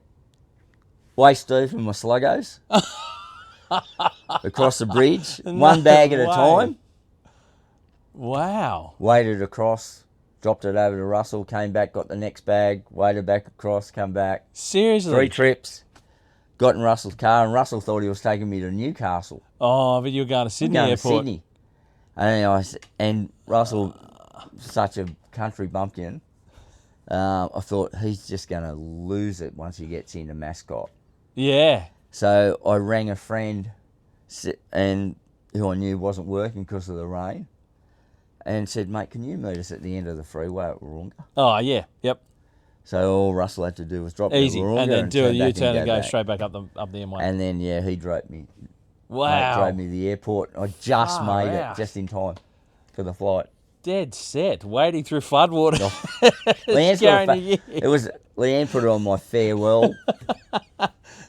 I didn't even. She had arranged a farewell party at the surf club for me for friends and family. Couldn't get to it. That was meant to be on the Sunday afternoon. Had to cancel that. Couldn't get to it. Far out. Wow. So then you get up here, and what a different place this is. Yes, very different. Had you been here before? Never. So you'd never been to Hamo? No. Didn't know what this part of the world was like? No. Wow. Was that a shock? It was. I mean, a nice shock. Yeah, I looked at all the photos of the course and Sure. ran through the hole by hole and who the architect was and Yep. but yeah, had no idea what it was going to be like. Is that a private jet? Yep. Seriously? Yep. Get them a fair bit of the time. I suppose you would at a place like this, looking at the boats in the marina. They Of usually course don't you're gonna have take a off private that jet. way. Is that because of different wind today? Northerly. Oh, you said you've been having northerlies for ages. Yeah, so usually they'll land into the south and Yeah. take off to the south. But at the moment with the northerlies... You're right. We come in a different way as well. Yeah. Yeah, to what we've done in the past. There you go. Private jets. Private jets, It's good plane spotting here. CQ Rescue every Right. now and then. Wow. You can hear them come in. They sound like a war chopper. Oh. They've got a really distinctive sound. Okay. We can sit there and go, Yep. that's CQ. Right. So, mate, that's a big, I keep saying a big step to come up to here, and it was a step into the leadership. What was it like being on a golf course that very different climate to anything you've experienced? Yes. Different grasses? Different grasses, Because the greens are Tiff Eagle here, as we Yeah. mentioned when you were showing me around the course just before we recorded. What was that like, knowing that you were coming up to a course that initially you applied for a greenkeeper's role, but then you were into the leadership group with yourself and Brad Yeah. on a golf course that you don't know much about the climate, you don't know much about the course, and the grasses you haven't done a lot of work with. Yeah, it was... What was it like finding your feet there? It wasn't too bad. I've kind of... it was easier than what I thought it was going to be. Okay. Because in all my time, like I'd only worked at the two courses at Manly and Mona Vale, Yep. a traineeship into super. So that was Sydney Bent, as I call it, Yep. and Kai. Yep. Yeah. So, Hadn't dealt with Cooch. yeah, okay. Oh, of course. So Manly wasn't Cooch No, then? Manly was Kai. Oh, okay. So Manly Manly's- only went to Cooch when Mick Bradbury did the change. and they did the over. redesign of the Yeah. course. That was in the early 2000s, wasn't it? 05, 07, I was still... something like that, I think. Yeah, I think it was. The rebuild. That was Thompson Woolwich Perrott, I think it was. Because I did apply for Manly when I was at Mona to try and go back. Right. But then anyone that had been there before, they didn't want. Oh, they okay. wanted, so they got Mick Bradbury. A fresh start. So, yeah, so Manly was Kaikui. So you hadn't worked with No, Cooch hadn't. and fairways. We did have a bowling green at Manly. Yeah, sure. But broadacre fairways and Yeah. that sort of stuff you hadn't done. Wow, okay. So this was quite different. Yeah, it was. Hadn't had much to do with, had nothing to do with Tiff Eagle or Yeah. anything like that. There you go. Interesting to learn all that. It was, and it wasn't as hard as what I thought it was going to be. It's Yep. just different heights and Just working out pretty quickly. yeah, You're still nothing's going dormant here. You and you're an experienced tradesperson, so you know greenkeeping anyway. It's just a different type of grass to learn some of the finicky details that they have. Yeah, nothing's going dormant up here. And probably a lot less finicky than dealing with bent, Yeah, like trying Power. to have pure bent greens yep, and keeping power out of them, stuff like that. yep. Yeah, not as much disease, Yeah. Okay. More problems of like mealy bugs and Okay. Righto. So different pests. different pests. We're a world away from Sydney. So. No Argentine stemworm, we don't get see, there you go. I never thought of those things. You roll no around. bill bugs, Yeah, right. which used to dethatch our Kai fairways for us. Yeah. None of that. Okay. Mealy bugs, Yeah. and cooch mite. Okay. Yep. But mealy bugs are a bugger of a thing.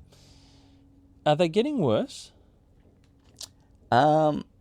Or maybe it's just that they're branching into other areas of Australia. I think they're branching into other areas of Australia. We've, so far, last couple of seasons, haven't been too bad, but we're on a pretty decent program. Yeah, okay. Although we can't spray every 2 weeks like the program's meant because of the winds. Yeah, right. Sometimes we can get behind. Yep. So Brad and I will sit down. We've got to look at Willy weather and just it's meant to be down that day. Yep. So that's the day we're spraying. Because this is a very exposed golf course, isn't it? Yes. You're up high, even though you dance around the top of the island. Like you can feel like there's no wind. You're spraying 1, 2, 3. You get to 4. And then, forget it. It's all over.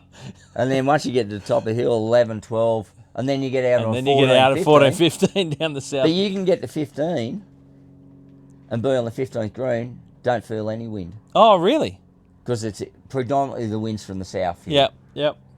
So you get down on that 15th green, you won't feel a southerly. Yeah, right. Wow.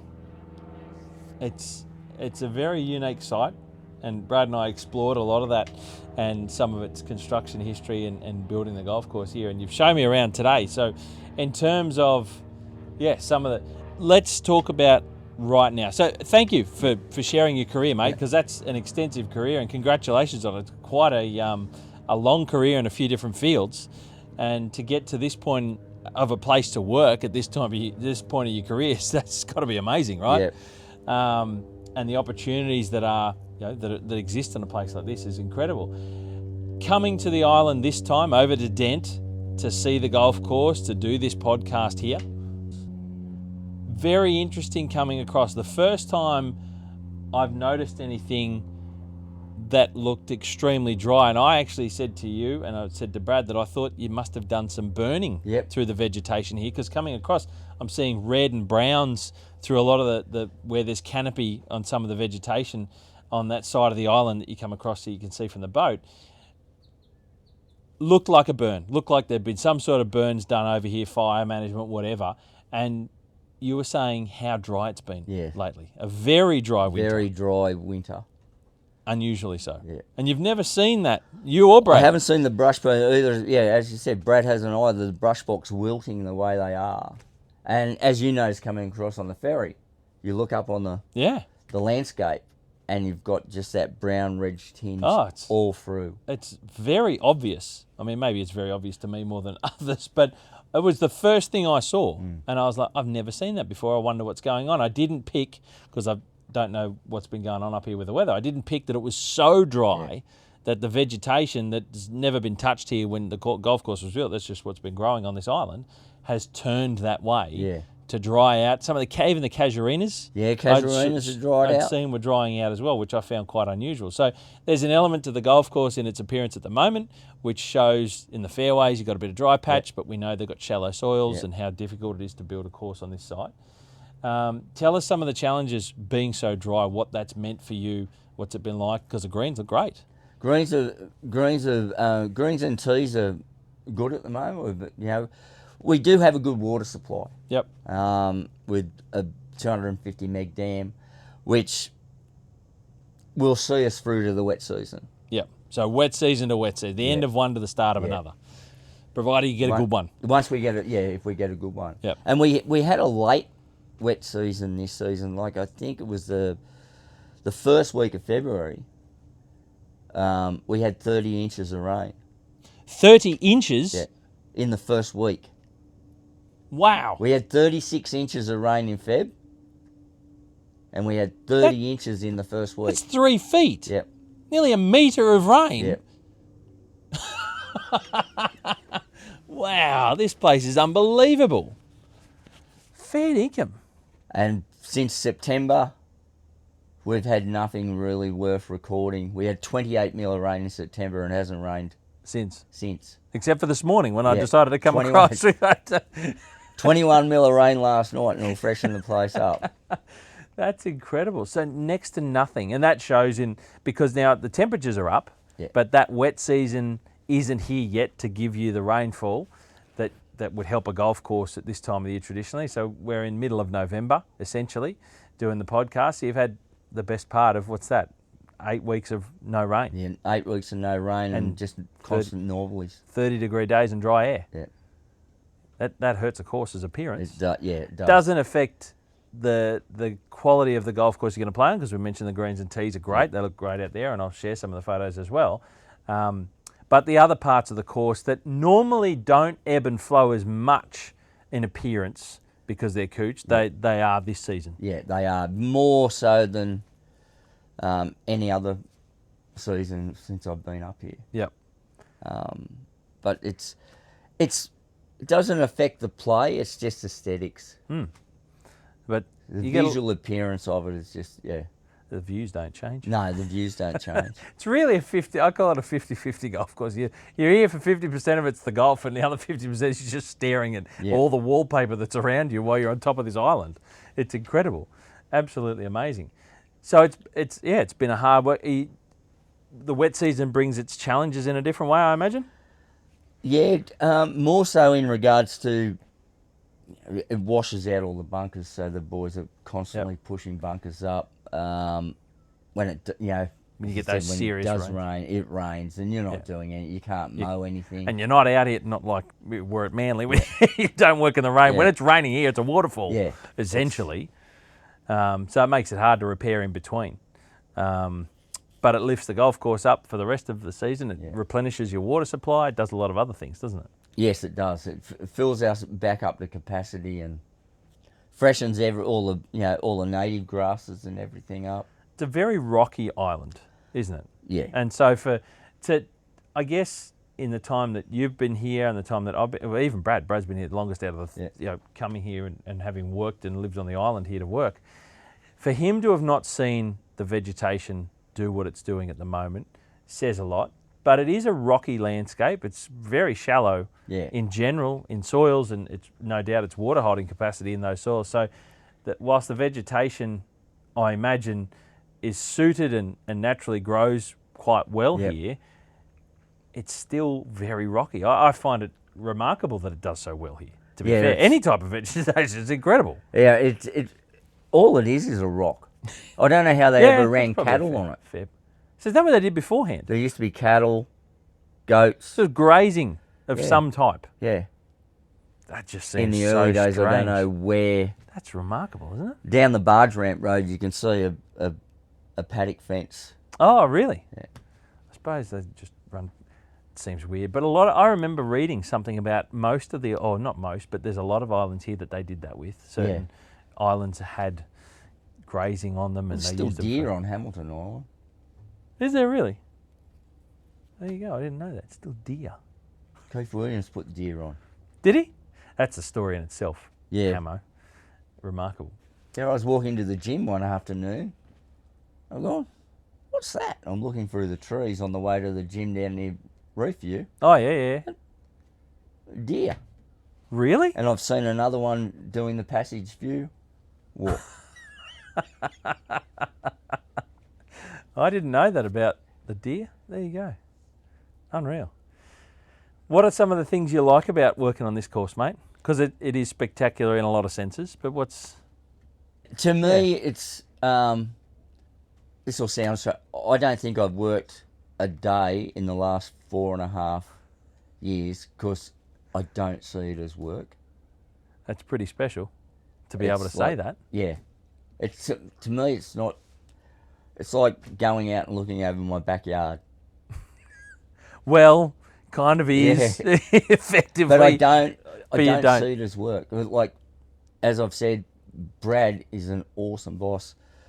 The crews we've had, and we've got a few permanents that have been here, 5-6 years. Yep. But we do get a lot of changeover with travellers Sure. and stuff. But we've had reasonably good crews all the way through.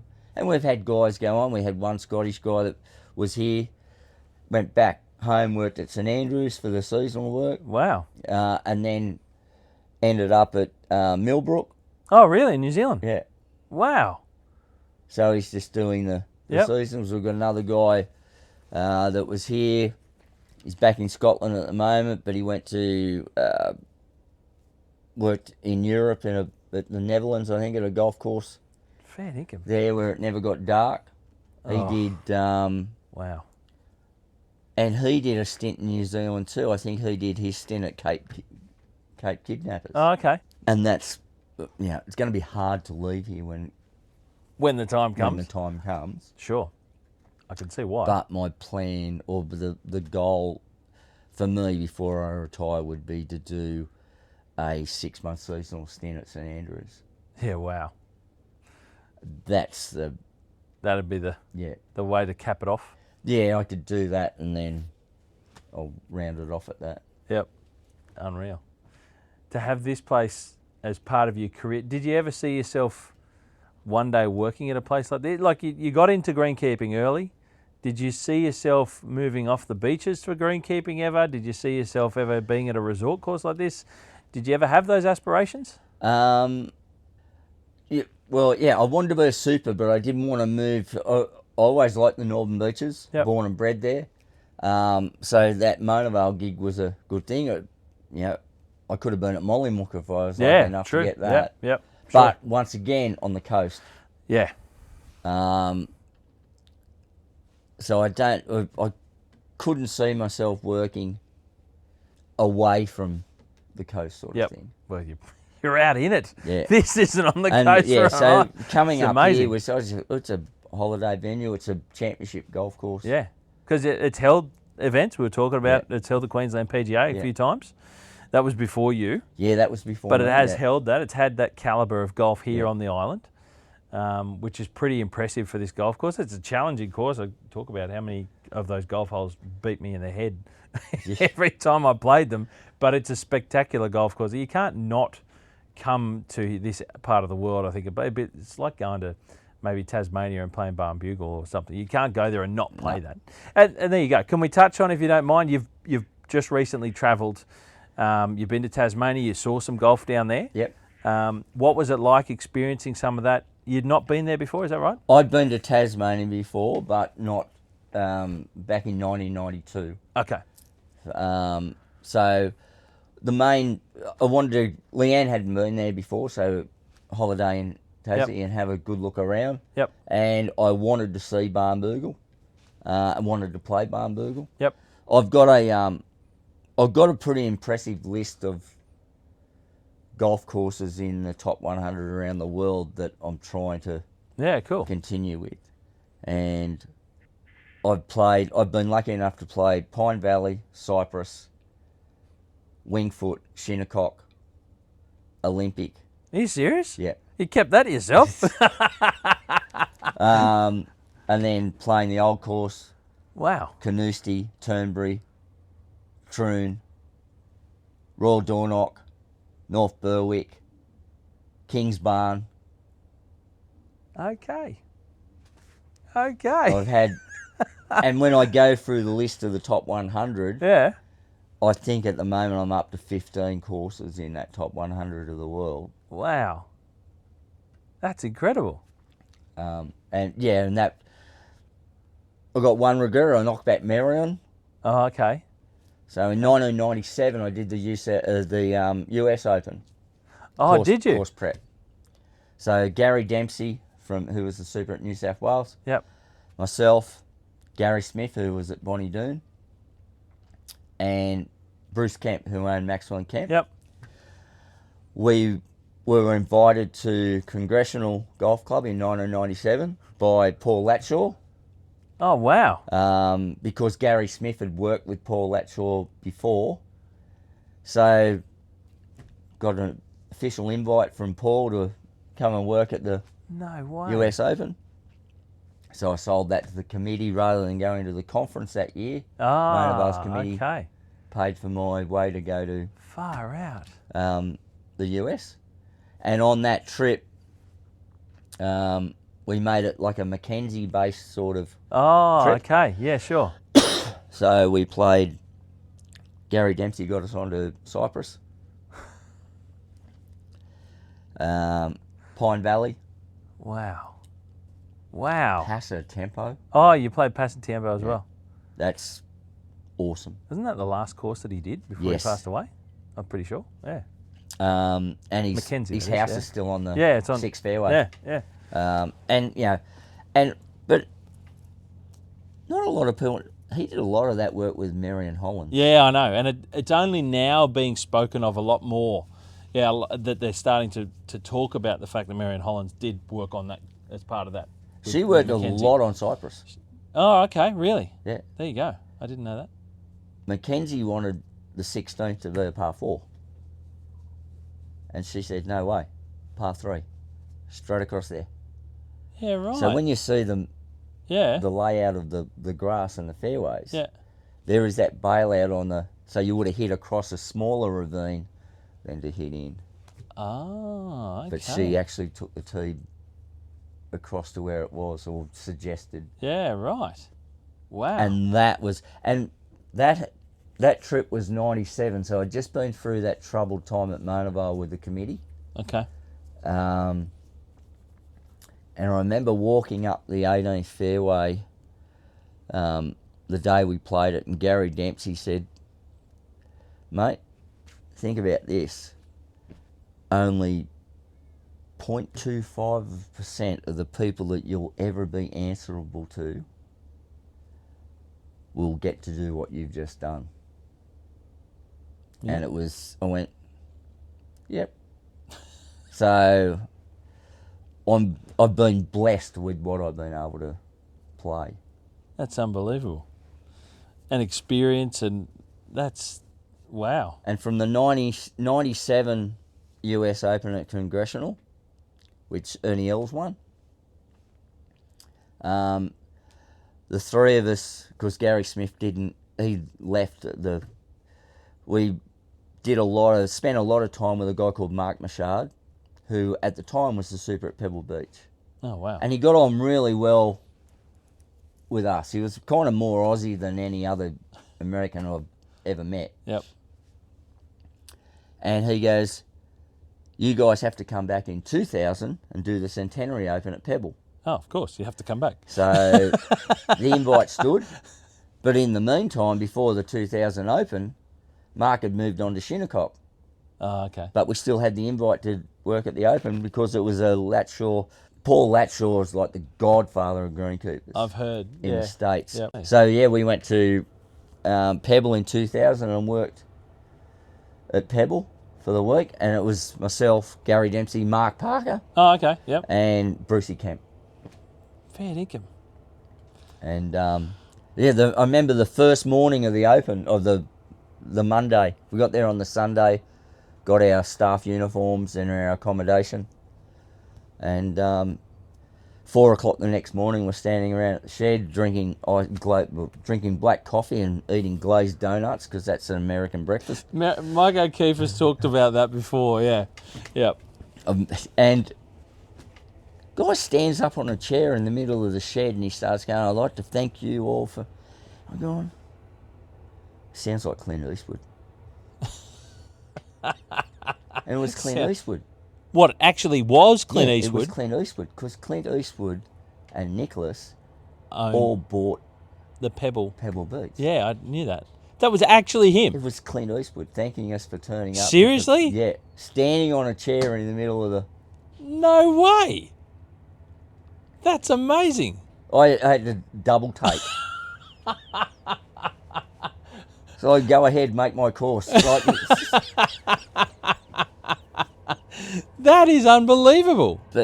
And being able to hold the US Open trophy and have photos taken with it, because they bring it around to all the staff. That's amazing. But yeah, and then did it again in 2011.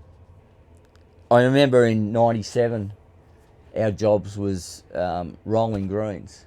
But Paul Latshaw had hand-pulled water-filled rollers, 300 pound each. What? 3 guys in a crew, 2 would roll it while 1 rested, and then you'd swap over. And he had 6 of those crews. Wow. And I know we were out there, and Latshaw's come around one morning, and Gary Dempsey goes, "You know, Paul, in Australia we've got motors on these things. I'll send you a brochure when I get back."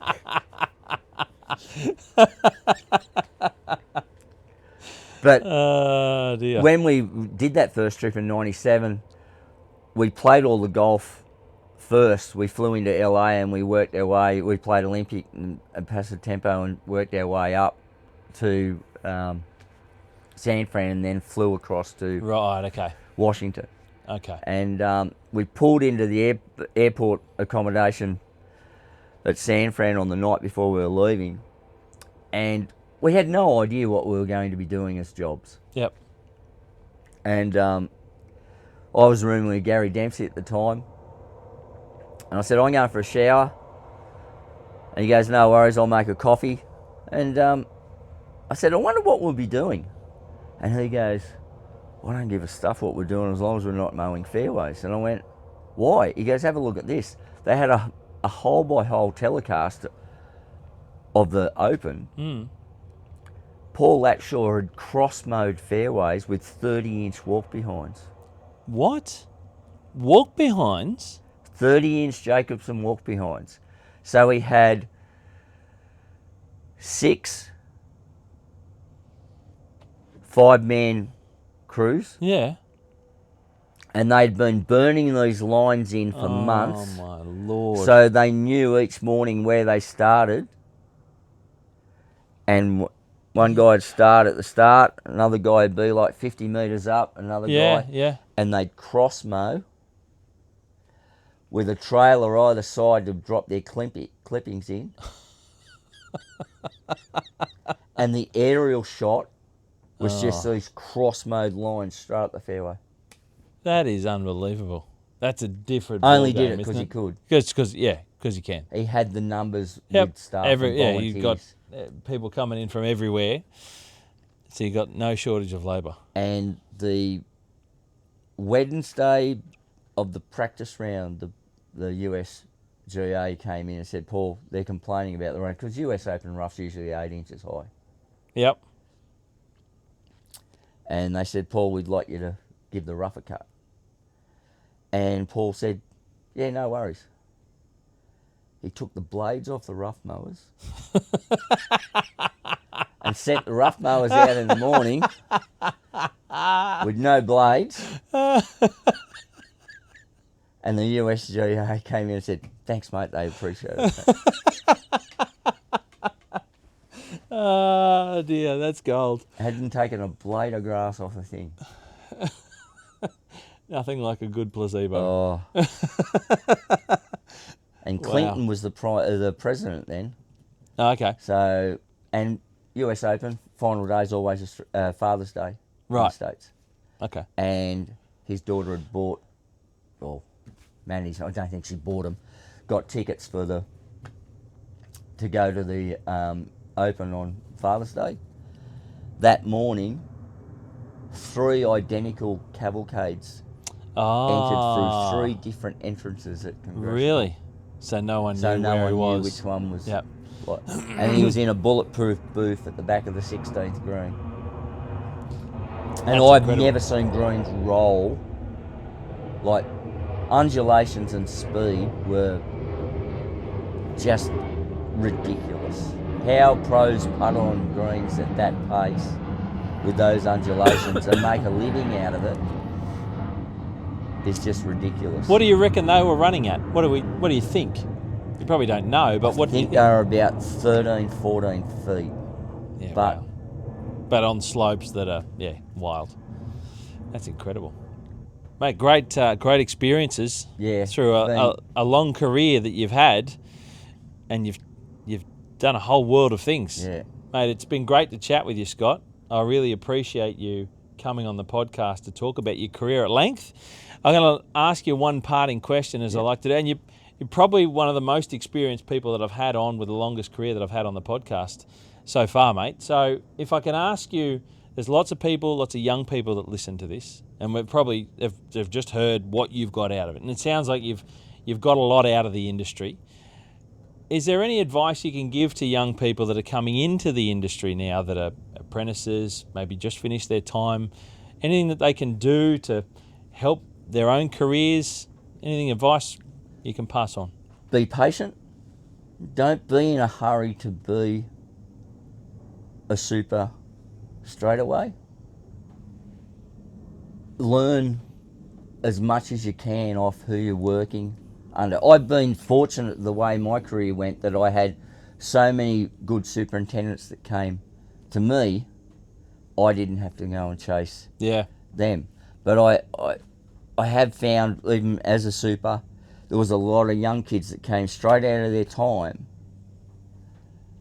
that wanted to be superintendents, but didn't have enough knowledge or experience of dealing with committees, dealing with people. It's people management. Yep. Like, you got 10 staff, you got 10 different personalities. You've got to learn how to, manage them, because they're not all going to be happy. Mm. They're not all going to like each other. And one of my supers said, mate, try and stay as an assistant as long as you can, because you're still in that management role, but you haven't got the pressure that the superintendent's got of dealing with committees and stuff like that. And I just think some of them are too anxious, and they're not ready, because what you learn in theory is totally different to what you learn out on the course. Yep. And from course to course. Not everything goes the way it's meant to go. Look at the period we've got now where it's so dry. We're just... Yeah. You only learn that from experience. You're not going to learn that in a classroom. Yep. And you're not going to learn it in a year or two. No. In a couple of different places. As you mentioned, you've been here for 4.5 years. Brad's been here for 11 or whatever it's been, and he's never seen it. You've never seen it. So you're going to go through this. This can land on your doorstep, and you've never had to deal with it before. But everyone seems to want to be a super straight away. And I understand it. You want to manage your own course. Sure. But, it was nearly 11 years before I decided I was going to make the move. And I was just patient and worked my way through. I enjoyed what I was doing. Yep. It was close to, for me it was close to home. I've hardly ever had to travel to work. But I've been lucky. Right place, right time. Yeah. But being able to just bide my time and fall into things. And as we discussed earlier, don't burn any bridges in this industry. Yeah, I think that's a pretty good one. I think that's a good one, because you can be a greenkeeper in your career. You can bounce in and out as well, move to different sides like yourself. You can have a very long and fruitful career in this industry. So to not burn bridges would be a wise thing. Yeah. And as I said to you earlier about giving Dan Cook his first job, he gave me a job straight away when I needed it. Yep. And the industry seems to look after people like that. I know when Billy Hopkinson was shafted out of his job, he found jobs at another golf course, mowing fairways or doing whatever. It was kept him in the industry, kept him busy, kept money coming in. And they were willing to take his experience and knowledge as an ex-super that he could pass on. You're always going to learn off people. Yeah. It doesn't matter what role or position they're in. There's a wealth of experience in everyone's journey that could be as part of your team, or you could be working with them. Yeah. As a colleague or And, and Dan went on to become Dan and the Aussie. And I got another one of the guys that worked with me at Mona Vale who's now the super at the Cut. Oh, righto. Dave Cassidy. Yeah, over in WA. Yeah, right. So Dave was with me, came to me from Canberra. Okay. And he'd done 2 years in Canberra and then stopped his apprenticeship, or not, and then wanted to do his third year with me at Mona Vale. Yeah, right. Okay. There you go. So yeah, and then Dave went on to, he was at Doha for 5 years. That's a different kettle of fish. Yeah. And these are the things that your career can take you to as well. You can go anywhere. Yeah. And look at the experience You you've done can. outside being employed and engaged and working at clubs. You've also had opportunities to go and experience and be part of the volunteer groups and the congressionals of the world and that sort of stuff. I mean, it can take you to a lot of places. I think if I could have the time again, I would have done more seasonal work, I think. Okay. Yeah, right. Just to experience different countries, Yep. different grasses. And that's available for these guys these days. Yeah, it is. Very available, isn't it? I tried to get one of the guys from here to do the with Mike O'Keefe. Yep. And Mike sent me back all the details, but it wasn't for the guy we had working here. He thought, no, it's not for me. Yep. But that experience to do the Ohio State internship, and the guys that have been through that have back at, come back to Australia. Oh, Paddy Wilson. I know, down at Panbilla Maroonby. Spraggsy. Yeah, I've had both of them on the pod, and I've had Mike on the pod talking about the Ohio program. There's a lot of opportunities around if you just look. Yeah. If you want to go and do it, there's plenty there that's available to you, and you can get a lot from them. Yeah, exactly right. There's seasonal work at St Andrews every year. They advertise it on the AGCSA website. There you go. Go and work at from April to October. What an experience. We just talked about what it was like. And you mightn't get the old course. Yeah, but you'll get one of their still, courses. Yeah. And that's like Joe that was here. He ended up on the Castle course, which was a great experience. But they had the Women's Open when he was there. Yep. So he worked on the old course for the Women's Open. For the tournament, even though he was stationed at the Castle course. Yeah. Wow, there you go. And the guys that have been to New Zealand, to courses like Millbrook, and there's that much opportunity for you to travel the world in this industry, in seasonal work. And if you do the right thing, do your job, you've got no trouble finding work. There you go. And you could just see the world. Unreal. One of few careers that can do that for you. My dad saw the world with the Navy. Wow. And that's a very different way of doing it. Exactly right. Scott, mate, it's been wonderful to have you on the podcast. Appreciate you having me. Opening up about your career and telling us a bit of what's going on here, and a bit of a challenging moment. Hopefully you get a bit more rain as well to freshen things up. More rain will be good. Yeah. And but mate, thank you so much for telling us all those stories and everything that you've been through, mate, and sharing what a career in greenkeeping can do for you. Certainly stepping through your time in Sydney and then moving up to a place like this, but on different sides, mate. Thank you so much. Thank you very much.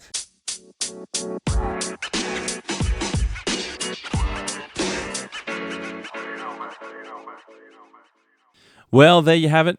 Once again, a fantastic segment of John Deere Golf Keeper of the Greens. A big thank you to Scott Armstrong, Assistant Superintendent at the wonderful Hamilton Island Golf Club, for opening up about all those stories and the wonderful insight and the places he's been, where his career's taken him, the connections he's made, the friends he's made.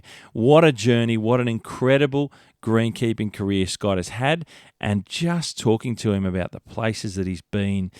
Wow, I hope I've lived a life like that in the golf space by the time I get to the age of Scott. I honestly do. And he's still working, which is even better, and he's working at a place like Hamilton Island Golf Club. So thank you, a big thank you to Scott for his time. We sat down on Dent Island and it was just magnificent. So don't forget to check out my social media at the Golfing Greenkeeper on Instagram and Facebook, and because there's going to be some images of the golf course, and I've also got a photo that I'll be posting of where the view from where we recorded the podcast just last week. Now, I've got to also thank Superintendent of Hamilton Island Golf Club, Brad Hull. Now, Brad was also a big help in organising this one, so thanks to Brad. I know he'll be listening too, and if you're interested to go back, I will have the link in the show notes to my conversation with Keeper of the Greens a couple of years ago with Brad Hull. He's a fantastic human. You heard Scott talk about how good he is to work for and work with. And I got to tell you, Brad's one of the kindest people out there. Full stop. He is an absolute gentleman of the industry, and one that I'm pleased to say that I know well, and I love catching up with Brad when we do. So a big thank you to Brad for his help, allowing me to set this up with Scott to be able to record it on the island. Now, there's always, of course, lots of clickables in the show notes, and this episode is no different. There's plenty of things in the show notes, so get in there and have a look, dig through them, see what you want to click on. And like I mentioned, there's lots of things to go through. I'll have some links to previous podcast episodes that are relevant, and some of the names mentioned in here that I have interviewed as well along the way. So you can get in there and have a look. Of course, a big thank you to partners of Keeper of the Greens and the Golfing Greenkeeper podcast, and that is the wonderful John Deere Golf. They're fantastic supporters of the Golfing Greenkeeper podcast and myself, bringing this to you, helping me bring this to you week in, week out. And they are absolutely fantastic supporters, partners, and passionate about the greenkeeping industry here in Australia and New Zealand. So if you are interested in any way to see how you can look after your golf course better, you need to go and knock on the door of John Deere Golf. Get on their website at deere.com.au. Find out where your local dealer is. Hit up your local rep. If you're looking for how they can support you in any way, you need to go and tap them on the shoulder, because they are passionate, they're keen, they are all in our industry, and I'm pleased to say that I'm partnering with them. And a final note, to make sure you stick with the podcast, because although lots of you will be having a break and lots of you might be having some time, weekends with family and so on through Christmas and New Year, which is not far away, it's only 4 weeks away. I know that you'll be busy as well with not only family and friends, but also the golf courses don't stop. So wherever you are across Australia or New Zealand, lots of different weather conditions that will be thrust upon you, no doubt, in the summertime. And you'll probably also be doing plenty of overtime hours and working weekends and public holidays and that. But I'll be here. We're going to have episodes out there for you to listen to. It doesn't stop. They'll be recorded. They'll be posted up. Make sure you follow the Golfing Greenkeeper podcast on your favourite podcast app. Make sure while you're there, if you can please leave a review. But if you subscribe to the podcast, you'll make sure you get those notifications when you're out there working, and the latest episodes will be there for you to listen to. I've got some fantastic, actually some amazing interviews lined up coming soon. Not just here on Keeper of the Greens, and I've got some incredible people involved that have said yes to joining me on the podcast for Keeper of the Greens. So stay tuned for them, because you are absolutely going to be blown away. I can tell you that right now. But also some other segments coming through with some other fantastic interviews and big ones as well. There's no resting for the Golfing Greenkeeper podcast. So we are going to be supporting you, with you, week in, week out. Lots of fantastic content coming soon. You hit them clean, we'll keep them green, and I'll catch up with you very soon.